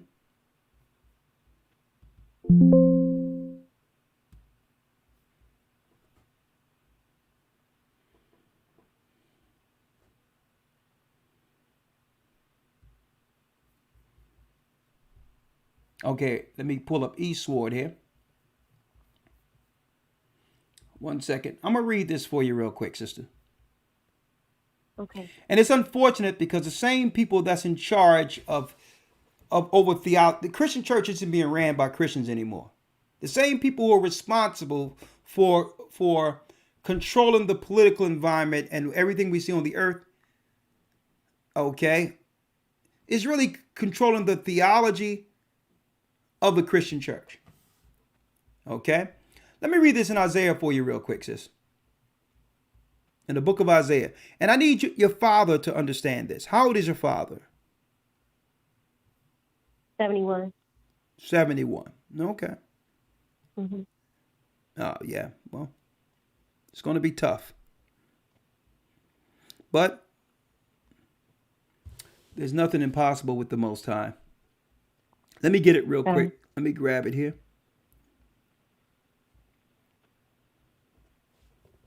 Let me read this in Isaiah 2 because they're saying that what we witnessed after World War II is the restoration of Israel. I'm not even going to argue that point. I'm going to read the prophecy according to the restoration according to the Bible. Isaiah 2:1 reads, and I'm going to put it up here so that all my brothers and sisters can witness this at the same time. This is out of the Bible for Christians because Christians don't read the Bible. That's the problem, right? Isaiah 2:1. The word that Isaiah the son of Amos saw concerning Judah and Jerusalem. And it shall come to pass in the last days that the mountain of the Lord's house shall be established in the top of the mountains. So they're saying this is what happened after World War II. and shall be exalted above the hills, and all nations shall flow into it. And many people shall go and say, Come ye, and let us go up to the mountain of the Lord, to the house of the God of Jacob, and he will teach us of his ways, and we will walk in his paths. For out of Zion shall go forth the law and the word of the Lord from Jerusalem. And he shall judge amongst the nations, and shall rebuke many people, and they shall beat their swords into plowshares, and their spears into pruning hooks. Nation shall not lift up sword against nation, neither shall they learn war any more. So it's clear that if that was the restoration, the Middle East wouldn't be at war right now. Right. Right now, there's Middle Eastern conflicts, Palestinian, Israel, and all that. So how is that a fulfillment of the restoration when they're still warring right now? Okay? True. Now, what your father is experiencing, he don't realize that. What's going on in the Middle East is what Christ says, Israel being scattered, Luke 21 and 24 on down, which says, will go into captivity, scattered throughout all nations until the times of the Gentiles be fulfilled. So what happened when the land became desolate, Gentiles took the land. So it's our brother Esau fulfilling his portion as a Gentile to get in the land before the very end, before the coming of Christ. Believing that the land belongs to him. Why? Because Jacob have the blessing and the birthright. So Esau was born first. Right. He's just a Gentile going into the land, fulfilling his part of prophecy as a Gentile. Okay, and that's what that is. Your father is confused, and he's confused because the Gentiles have come in and circumvented the ministries of the church so that they can believe what's going on in the Middle East is prophetic. Okay, got it? All praises. Thank you so much, Elder. All right. Bless you, and just pray for your father. Just pray for him. He'll come around. All right? Okay. Likewise. Thank you. All right. See, that's how you do it. You go into the Bible and say, oh, listen, if it like my man Johnny said, Johnny Cochran, if it don't fit, you must acquit. All right, what's the next one? Ray has a question. If it doesn't fit, you must acquit. All right, Ray, you have a question? Yes, sir. Yes, sir. And Ron Dalton, if you're listening to this, if you want to come on, if you come on, I'll put you in the front of the queue. Ron, if you're listening to this, if you want to come in, I'll put you in the front of the queue so you can talk about a little bit of your documentary, okay? All right, Ray has a question. Come on, let's do it. Well, Elder, it's a pleasure to talk to you. If Kyrie Irving has to apologize for posting a link, shouldn't the Jews have to apologize to black people for what they say about us in that, what's the one book they have, the Talmud? I don't know if I'm pronouncing it right. Oh, you saying, you're talking about the Talmud. Yes. It's hard, like on the surface, you would expect that, but you can't make any generalities like that. Without being deemed or labeled, anti something. So really, it comes down to not them as a whole, but the rabbis who respect the Talmud should come forward and say there's some racist stuff that we need to apologize about that's in it. Okay. Yes, sir. I wouldn't put that on every person, or like I wouldn't expect them. I don't think they would expect us to speak for all of our people. But I believe rabbis in particular, who uphold the Talmud as a record that should be respected amongst their sages and all, I believe they owe us an apology. At the least come forward and say there is some negative views of black people in our records, and we're willing to be honest about it, and that we do apologize because we had no position in writing it. But today we renounce it and apologize to black people and others for this destructive ideology within the Talmud. I don't expect all Jewish people to do that, but at least the rabbi should do it. Yeah. Okay. Elder, where does that book come from? Is that something that they made up, or is that a historical book or document, or whatever you want to call it? Well, there's many stories of it, right, on it. And I'd rather have the rabbi come on and you can ask him, but really on the surface, the story they'll have us accept, the easily digested story on the Talmud that they would actually generally tell us, if you go online or whatever, would say, well, there was just some rabbis, just writing what they call oral writings on the law that was passed down through Moses and kept in the Babylonian Talmud. But the reality is, that's right, Moses wasn't no Babylonian. Okay, that's number one. Yes. We have to ask, why is it that the monks and their holidays, right, are actually titled under what? Under Babylonian deities' names, like Tammuz and others. So there's a lot of stuff that goes into that has nothing to do with the Torah in general. But they didn't. But listen, but they expected us to stay religiously lazy and not look into what they believe, because I believe some of what they believe even subconsciously translate into how they treat others on the outside of the religion. And how could it not? How could it not? I'm talking about, if they do believe what's in the Talmud, everything concerning how we're being treated in this earth when it comes to these conflicts makes sense now. So I didn't look into the Talmud and others to accuse them. I did it more so to understand what they think when it comes to their religious studies. And now that makes sense to me on how, now you can understand how people can see themselves as a chosen people, different from others. Not that they disrespect or hate others, but they prefer their own above all other people. And you know what? God said that there's nothing wrong with that. And it's time it's time that we get on board with that understanding. Listen, I agree. It's not that I hate anybody else, but I prefer my people first. So, and there's nothing wrong with that. We're the only people that don't understand, that wholesale and the protection that comes with that. But hey, we're getting there. What else you have there? That's it, Elder. Thank you for your info. I've learned a lot listening to you, and may the Most High God continue to bless you and your ministry. It's the Most High. It's Christ's ministry. Good night, sir. Well, bless you, brother. Shalom. Yes, sir. Yes, sir. Let me make it clear. This is Christ's ministry. I'm a servant. All right. Let's go to the next one. We have Eunice. Eunice has a comment. 267. Look, it looks like that's a Philadelphia number. Shalom.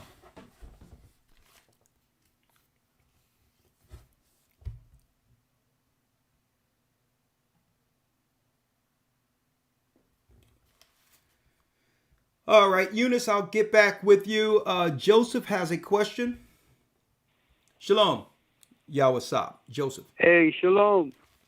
The floor is yours. Shalom, Elder. Shalom, sir. My name is Joseph. And I just got a question for you. I just want to find out, which tribe do they say Mary came out of? The betrothed husband of Joseph. Okay, that's a good question. Which tribe do you teach? I must say. Okay. Maxine. Okay, Mary came from Judah, and that's as far as we know. Mary came from Judah. Okay, and that's the father's side. The tribe of Judah. That's the father's side. But on the mother's side, Levi, and it's obvious because she's the cousin of Elizabeth the Levite. Okay. So okay. So that's what he said. She's from David. Then you're saying. Absolutely. Yeah, she's from David. Absolutely. Okay. One more question. I'm asking. In St. Matthew 1, he tells you, and they begat. But when it comes to Christ, he doesn't say begat. He say husband of Mary. Why does he doesn't say begat when it comes to Christ? All the others he say begat. Listen, I just want to know why. Hey, let me tell you, brother. See, some people might think that some of these phone calls that I have with brothers and sisters who call in, some people may think that these are seeded calls, that we have planted calls that would call in. Brother, I'm going to tell you this. This is the Spirit of the Most High, because out of nowhere, I'm going to show you on the screen what I had up that I was going to go into in the academy. What do we have? What do we have here? We have the original translation of the book of Matthew by the Syriac Sinaitic, the Syriac Sinaiticus. Yeah. And this was the original translation before even King James translation. Let me show you something. I'm going to show you something here. Yeah. Right? Yeah. No. The reason why I asked you that is because brother, listen. Yeah. I'm just do me a favor, just fall back just a little bit here. Because I'm gonna open it up for you, and it's gonna answer the majority of your questions strictly from what I have here. All right, because I'm teaching at the same time here. What do we have here? We have here the Syriac of the Sinaitic palimpsest of the four Gospels, the translation. Now, as you can see, this was the original book of Matthew that was found. Right? Now, let me show you. Yeah. Let me show you real quick what's here. Let me show you what's here in the book of Matthew, the first chapter. See, we're tearing down all the lies. All the lies. Right? Yeah. Okay. Can I say something quick? The reason why I asked this question because all the Israelites teach that Christ had a father, so that's what's confusing. That's why I want you to clarify that for me. Listen. I'm not listening. Yeah, the earthly father. I'm trying to clarify it, but you got to be patient enough to let me go through this. Right? Because I know where your confusion is coming from. Because I was confused just like you. Right? So I'm here. I'm not talking about what the other Israelites believe in. That's not the conversation. I'm here to show you something. Are you ready? Yeah. Okay, here's the original Greek before King James Version. As you can see, the book of the generations of Jesus Christ right here on your screen. Look at your screen. Yeah. And it goes all the way down. Okay, just stick with me. It goes all the way down. And as you can see, there goes Solomon. There goes David right there. And there goes Solomon right there. Right? And it goes all the way down. And here's the generations of Abraham, the 17th verse, and David. And the 14th generations from David until the captivity of Babylon, on and on and on, until the Christ are 14 generations. Now check this out. 18th verse. And the birth of the Christ, matter of fact, let's go here. As you can see, Joseph, to whom betrothed Mary the Virgin, begat Jesus, who is called the Christ. So in the original, Greek, begat is there. That's number one. In the original, Joseph begot. Listen, yes, in the original translation before King James, and I just show you the record that it was the original Greek, the Syriac Sinaitic, begat was in the original translation. Now, not just that. Stick with me.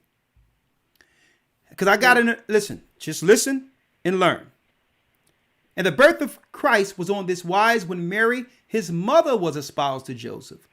When they had not come near one to another, she was found with child of the Holy Spirit. Then Joseph, her husband, because he was just, did not wish to expose Mary. Okay. And he thought to these things. The angel of the Lord appeared to him in a vision and said to him, Joseph, son of David, fear not to take Mary thy wife, for that which is begotten from her is of the Holy Spirit, and she shall bear thee a son. Joseph, Mary will bear you a son, and thou shalt call his name Jesus, or, Yeshua or Yeshua, for he shall save his people from their sins. Now this which had happened was that it might be fulfilled, which was spoken of the Lord Isaiah, the prophet, and said, behold, a virgin shall be with child, and shall bring forth a son, and they shall call his name Emmanuel, which being interpreted is God with us. When Joseph arose from his sleep, he did as the angel of the Lord had commanded him, and took his wife, and she bore to him a son, and he called his name Jesus. And you notice it stops right there at the 25th verse. And then it goes into the second chapter when Herod is seeking to kill the baby. So the verse that says he knew her not until after Christ was born wasn't in the original translation. Now, there's more. I have the Eusebius behind me as we speak. Let me see where my Eusebius is at here. I got a bunch of books. 1 second. Just stick right there.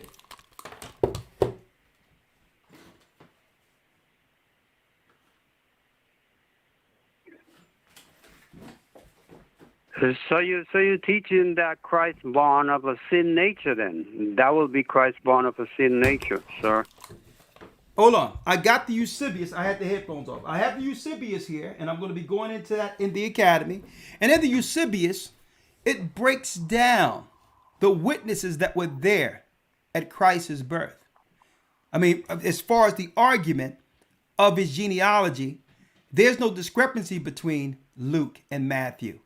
The discrepancy is actually totally understood in the Eusebius when they were putting together the genealogies of Christ. Neither of the genealogies belong to Mary. Luke's genealogy is Joseph's, as well as Matthew's. So, I know this conflict with your programming right now, but only thing I can tell you, get in the academy, and when I go through the Eusebius and the understanding of the arguments that was being had at Christ's birth, it will all come clear. Okay? Number one, so I can say this before I go. There is no nation can be defined without a seed from the Father. Okay? So that's all I can say right now. You can have the last word, and then I can have to go to the next call. But it's deep that you brought this out, having no idea that I had this Syriac Synatic ready to show people tonight concerning us going into the religions that was going on. There were virgin religions going on secretly and publicly amongst the politics of Rome, as well as the Sunday worship that was set up under the Roman temples of Bacchus during the time Christ was born. So, brother, we've been lied. We guess what? Everything we've learned is a lie. Everything. And it's going to conflict with your programming. All I'm going to say is be patient with us. Let us go through the literature and let us go through the New Testament and sort it out with you so you can understand. This has nothing to do with Israelites. This argument didn't start in our present time. This argument was way back when in Rome, after the birth of Christ and the death of Christ. This conversation was being had, and the disciples straightened that whole conversation out. You in the right place, young man. So let me go to the next call. And hey, we got the stuff, but we got the sources. So just stick with us, be patient with us, and understand what we're saying isn't an Israelite idea. Okay? We've been lied to, brother. The whole world is worshiping Semiramis and her virgin son Tammuz, thinking it's Jesus Christ. But get in the academy, go to historytimes.org. If you let us know if you want to get in, come on in and we'll take it from there, all right? Yeah, okay. So if you teach that, then that means Christ born of a sin nature. That's all I'm saying. Okay. And Christ didn't have a sin nature. Okay. See, bye. See, this is what they When do. you get a chance, Hey, could you see brother, if possible brother, that you could call me privately? Listen, what you're not going to do is overtalk me. That's what you're not going to do. Now, if you want to have a respectful conversation, I'll let you in. But you're not going to overtalk me. We're men here. So I'm going to let you back in. Or you can try to have your point and just run off somewhere. But you're not going to overtalk me.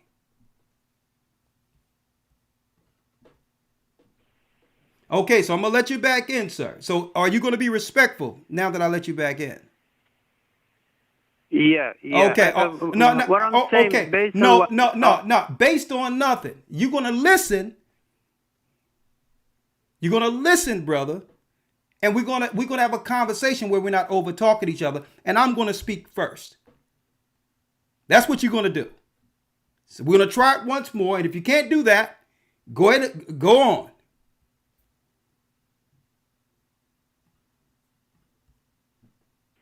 Okay, are you ready to listen? Yes, sir. Go ahead and say what you got to say, sir. Okay, all right. Do you have a Bible in front of you? Yeah. Okay, grab your Bible. It's right here before me. Okay, that's all. All right. Mm-hmm.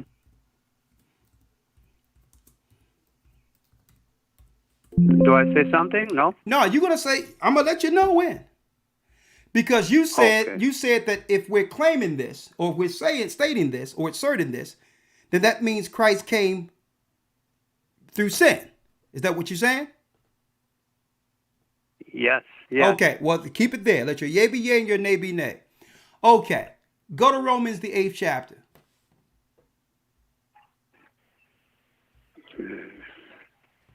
Yeah, I got you. If you could read it for me, I'll listen to you. No.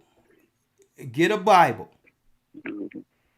I got it. Yeah, okay, I'll go. Romans.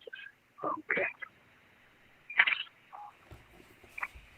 Yeah, I got it. Romans 8. Okay. Start at the first verse. There is therefore no condemnation to them which are in Christ Jesus. That's it? No, keep on going. You're going to read all the way down through the third verse. Whom walk not after the flesh, but after the Spirit. For the law of the Spirit of life in Christ Jesus had made me free from the law of sin and death. For when the law could not do, for what the law could not do, in that it was weak through the flesh, God sending his own Son in likeness of sinful flesh. Stop. Yeah, likeness. He said likeness. Okay. But not. Okay. Listen, it ain't say not. Don't be It injecting. looks like, but it's not. Listen. Don't be injecting words here, or I'm gonna put you on timeout again. Read. It says right here. For what the law could not do in that was weak through the flesh, God sent his own Son in the likeness of sinful flesh. In the likeness, yes. Okay, all right. I hear that. So Christ came in the likeness of sinful flesh. So don't say that he couldn't come through sinful flesh when the Bible says that's how he came. Okay? Now I need you to hold. I know this is the first time you're hearing some truth here. I need you to go to the book of Hebrews real quick.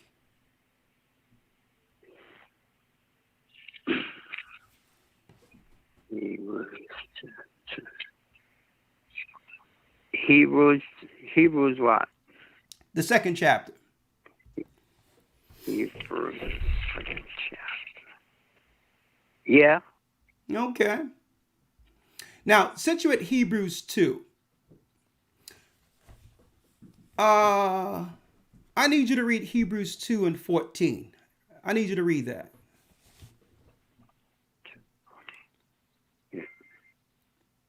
For as much then as the children are partakers of the flesh and blood, he also himself likewise took part of the same, that through death he might destroy him that had the power of death. That is the devil. Next verse. I got that. Yeah, the devil. Yeah. Oh, yeah. I'll read the next verse. Okay. Where is I? Get it together. Where is that again? Yeah. Sorry. Yeah. Okay. I got that. The devil. And deliver them whom through fear of death were all their lifetime subject to bondage. That's it. No, keep on going. Oh. We gotta keep on going. Because it's talking about how Christ came. Go on. Yeah. Yeah. For verily he took not on him the nature of angels. Hold up. Stop. Yeah. The nature of angels. What angels? Genesis 6, when it says the sons of God came and dealt with the daughters of men and saw that they were fair and brought forth Nephilim. He didn't take on a physical woman with a celestial being. Read. Right. But he took on what? But he took on himself the seed. The seed is the seed of who? Of Abraham. Okay, stop. Abraham. Stop. Now we're going to deal with the seed of Abraham here. On your screen, I'm going to Hebrews 2, right? And it says, took on the seed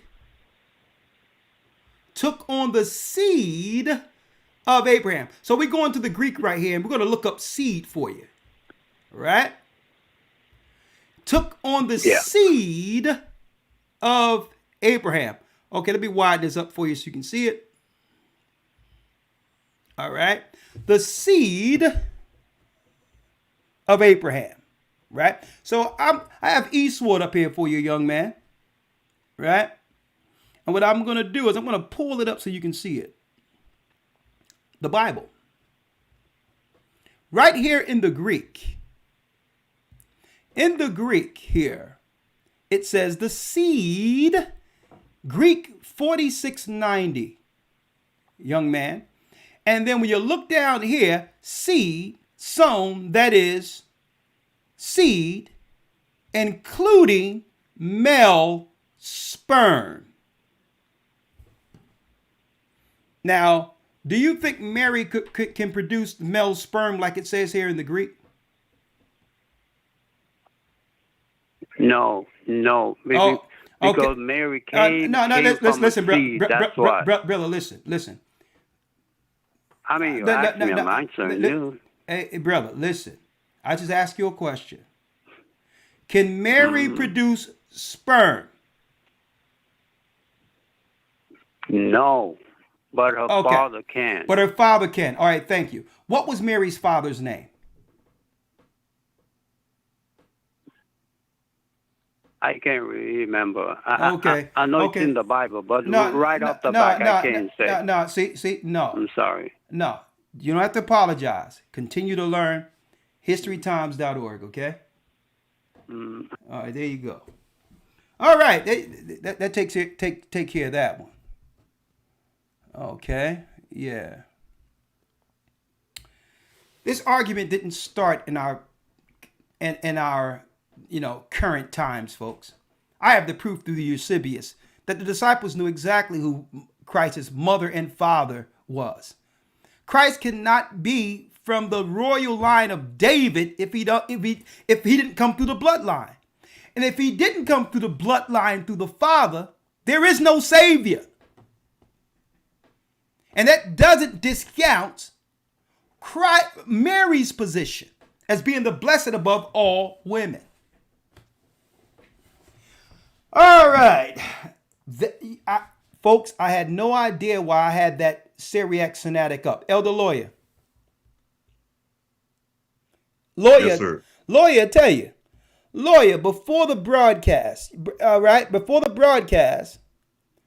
did not I ask you real quick, give me the title of that book so that I can make sure I have it? The Syriac Sinatic? Yes, sir. Now you understand why the Most High had me think about that, and this topic had nothing to do with it. We're trying to get people out of their Babylonian bubble and break them from what? The Babylonian control that the Satanic Catholic Church has on our people. All right, thank you, Elder Lawya. Let me go to these calls. We're going to break down early tonight. And if you want the information, I got the information, everything you need to know concerning this argument. And when they began to switch that virgin thing and put it out there, not telling people that there's a such thing as women who's had intercourse with a man and still is deemed labeled maiden or virgin. But they won't teach you that in the modern day pagan Christian church. Christ is the Savior. Whether you want to believe he came either way, you must believe on him, and through his blood we are all saved. Okay? So let's not make it clear, but don't come and say, well, that means he came through sin. And then read the scripture that says he came through sinful flesh and then try to backtrack. He had to come through the temptation in sinful flesh to overcome what? The sin that came through Adam. So he had to overcome that. The blood of sin that came through Adam had to be destroyed on the crucifix to save the nation. So he had to come through sinful flesh. So you give them that chapter, and next thing you know, they go blank. Oh, well, that disrupts my programming. It does. You've been lied to. He came through sinful flesh to destroy the sin that came through Adam. And you cannot get that if it's just a woman by herself, because what? It cuts off the bloodline of sin that came through Adam. Lord have mercy.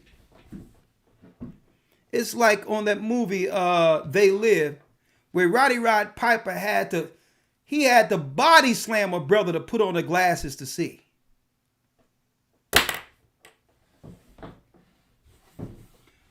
Tammy has a question, 615 area code.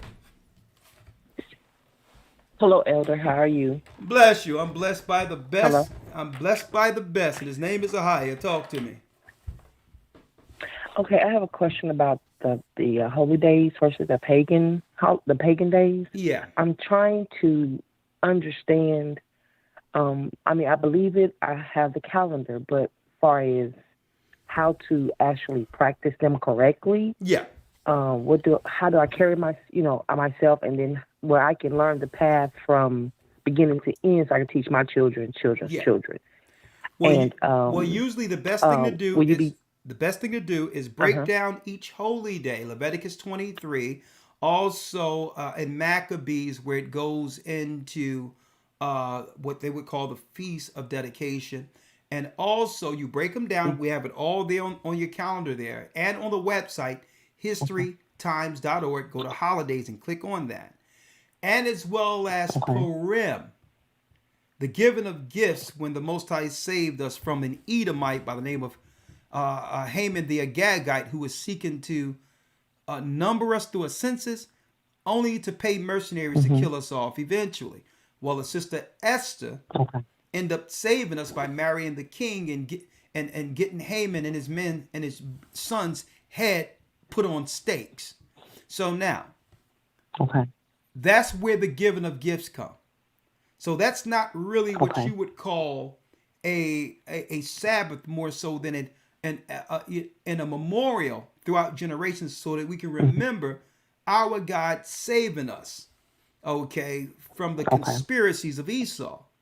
So that's the day. Purim, we use that day like pagans would have Christmas, but that's usually in February, the real 12th month. All right, around February, the real 12th month is when we have our giving of gifts for our children. So the best way to transition out of paganism is to let your children know you still get the gifts. If you want to wrap them, do whatever you want to do with them. But the fat Satan clause doesn't exist, and we're not going to deal with that.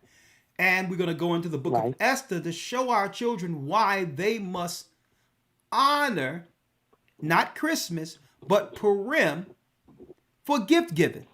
So now it comes with a traditional story that we can now give our children.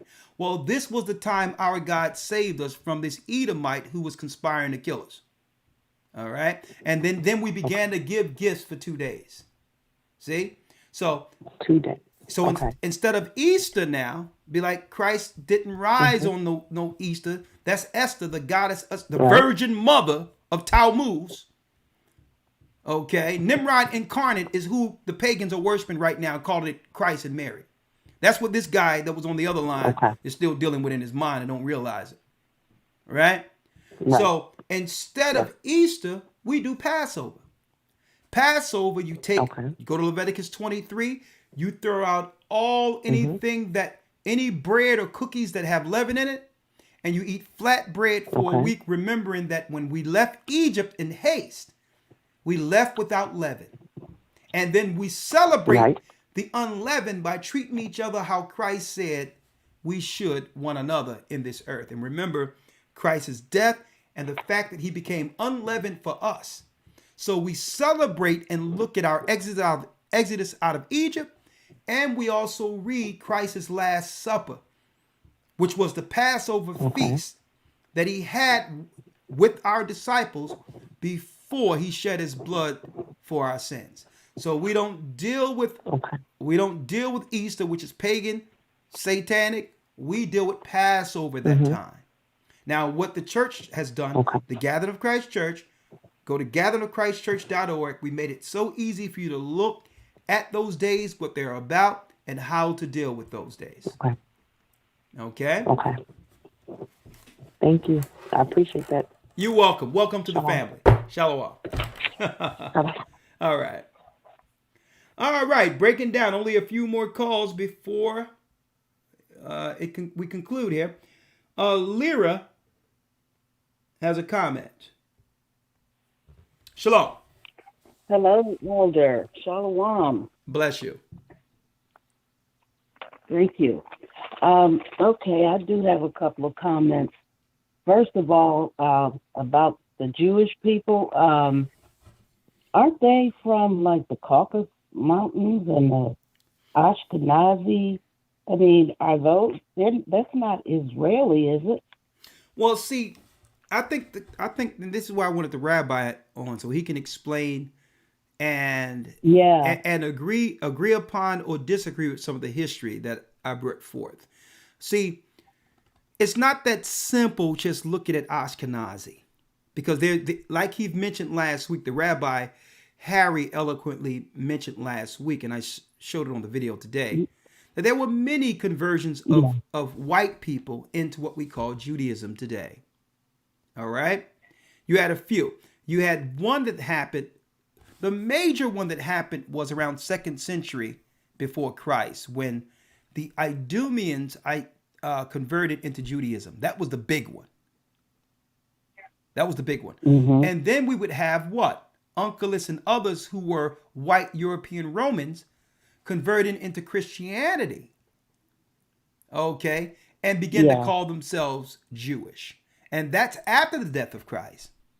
And then we would have what we would call the Khazarians, which was really the last big conversion between the 8th and 11th century AD, when the Muslims was fighting on one side and you had the Christians fighting on the other side, and you had the Khazarians, who were Edomites, right, converted to Judaism for political reasons, knowing that the Abrahamic belief was rooted in both of the religions that they were being pressed upon from. So this was more a political move so that they can sustain themselves being a small group politically. And that was between the 8th and 11th century. And those are some of what we call Ashkenazi today. But there's a piece in the Jewish Encyclopedia. Now, there's a piece in the Jewish Encyclopedia that gives context to who we call Ashkenazi, or the convert of the Khazarian Empire.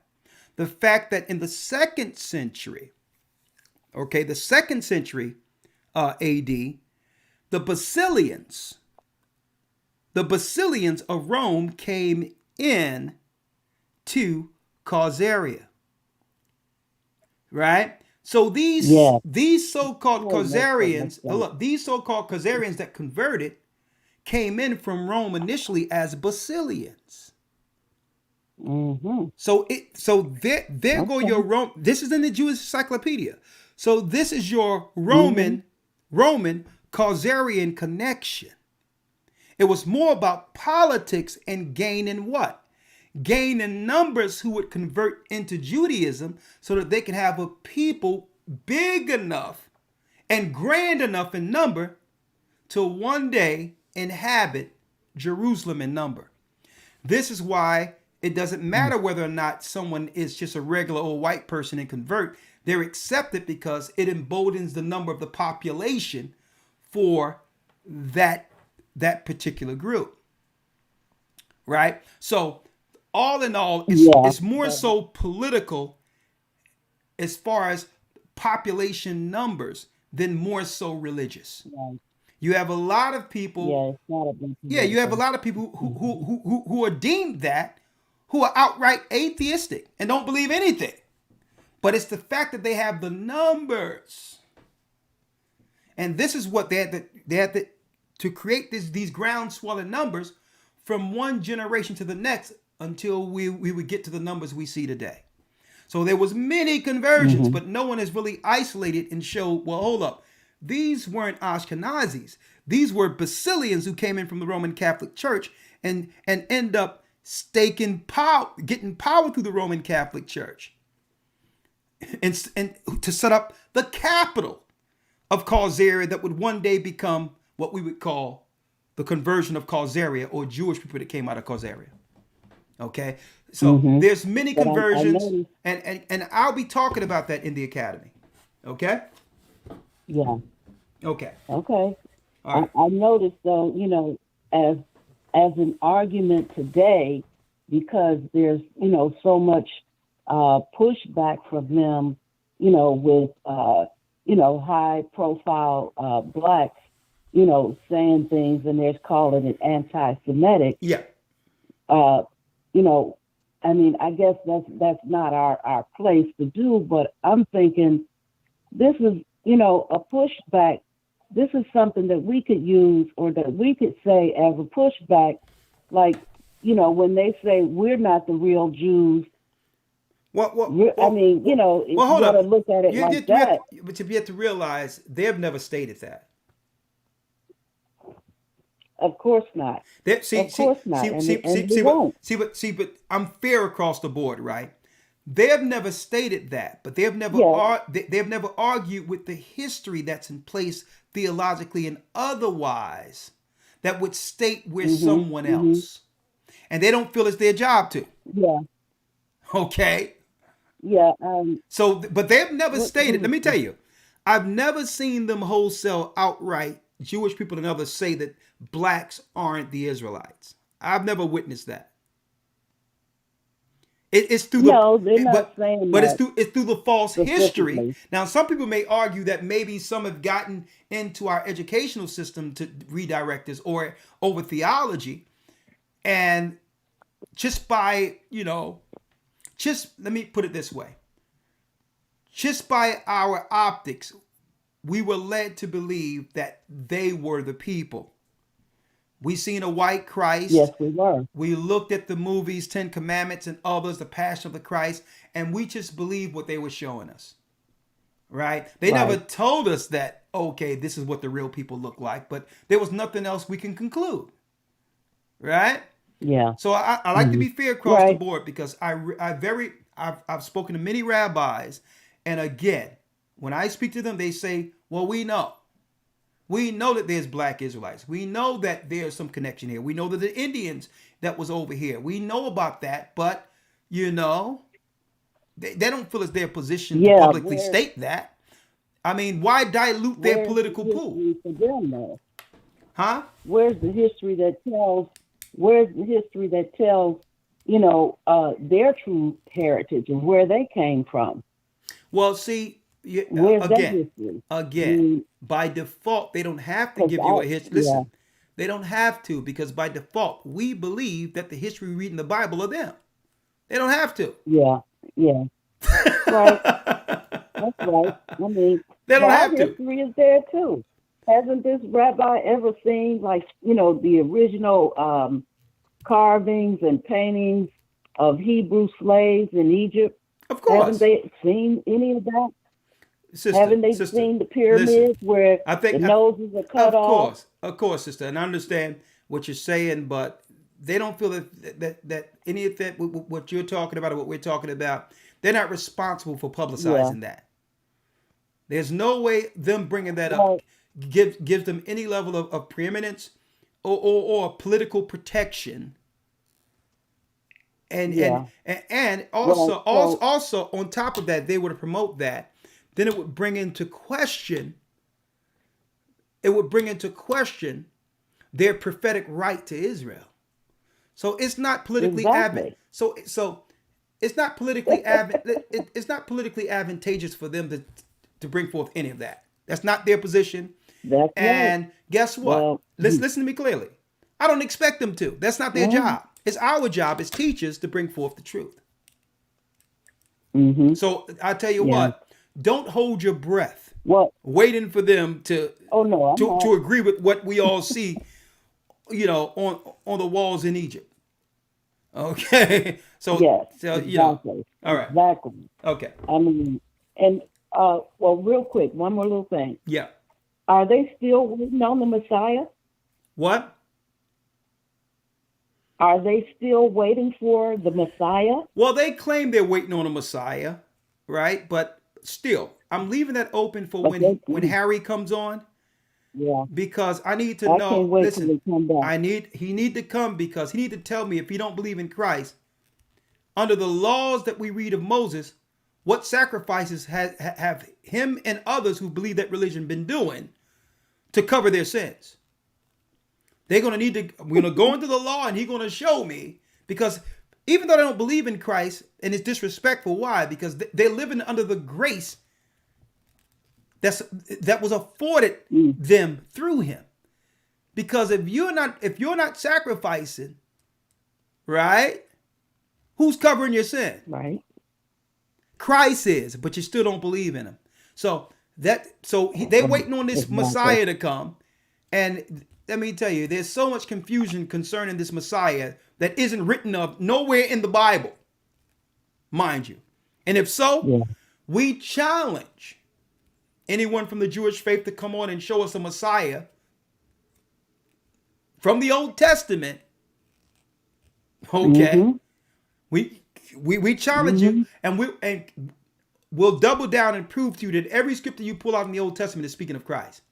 If you are an Israelite who believe that Christ isn't the Savior and that another prophet, a Messiah is going to come, and you're waiting for a Messiah like the Jewish people are, bring it. We're open for it. Thank you, sister. Yeah. All right.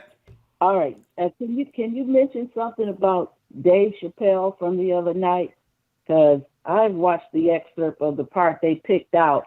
Too much talk. Well, I'm saying, just type in SNL Dave Chappelle and see the whole monologue. It was one for the ages, to say the least. I liked it. Oh, it was wonderful. I didn't see nothing wrong with it. Well, I didn't see nothing wrong with it. All right. I'm from the Florida body. All right. Bless you, sister. Thank you. All right. Shalom. Shalom.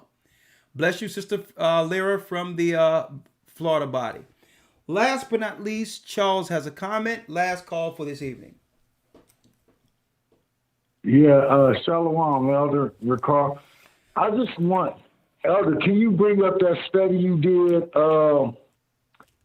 about how the moon is the female and the sun is the masculine, and how the portals move and all that? Can you do that lesson again? You mean in the academy?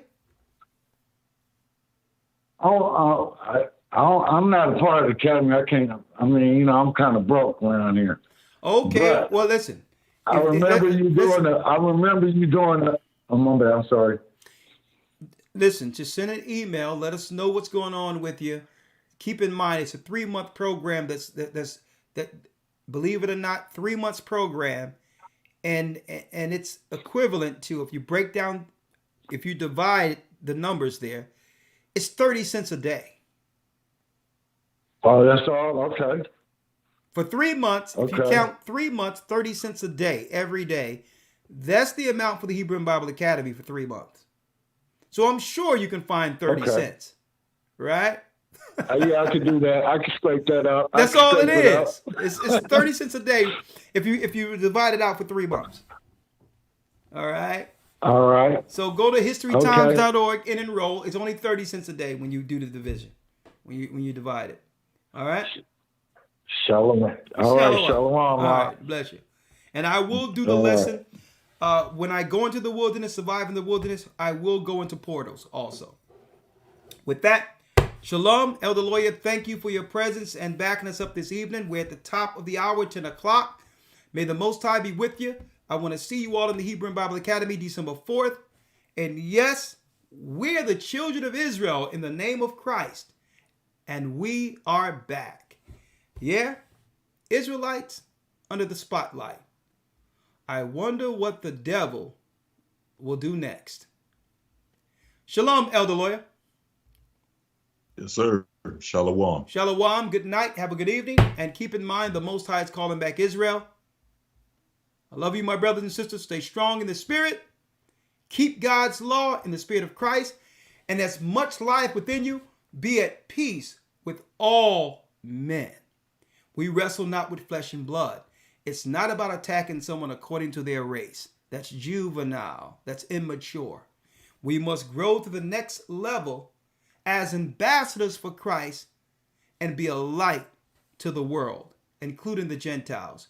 You're all accepted. But you better get it right. We the Israelites, and we're back. Thank you for using Blog Talk Radio. Goodbye. Goodbye. Shalom and have a good evening.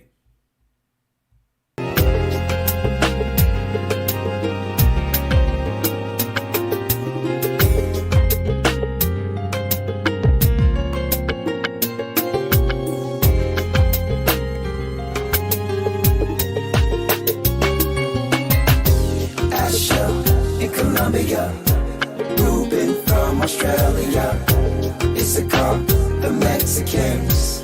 That's who we be.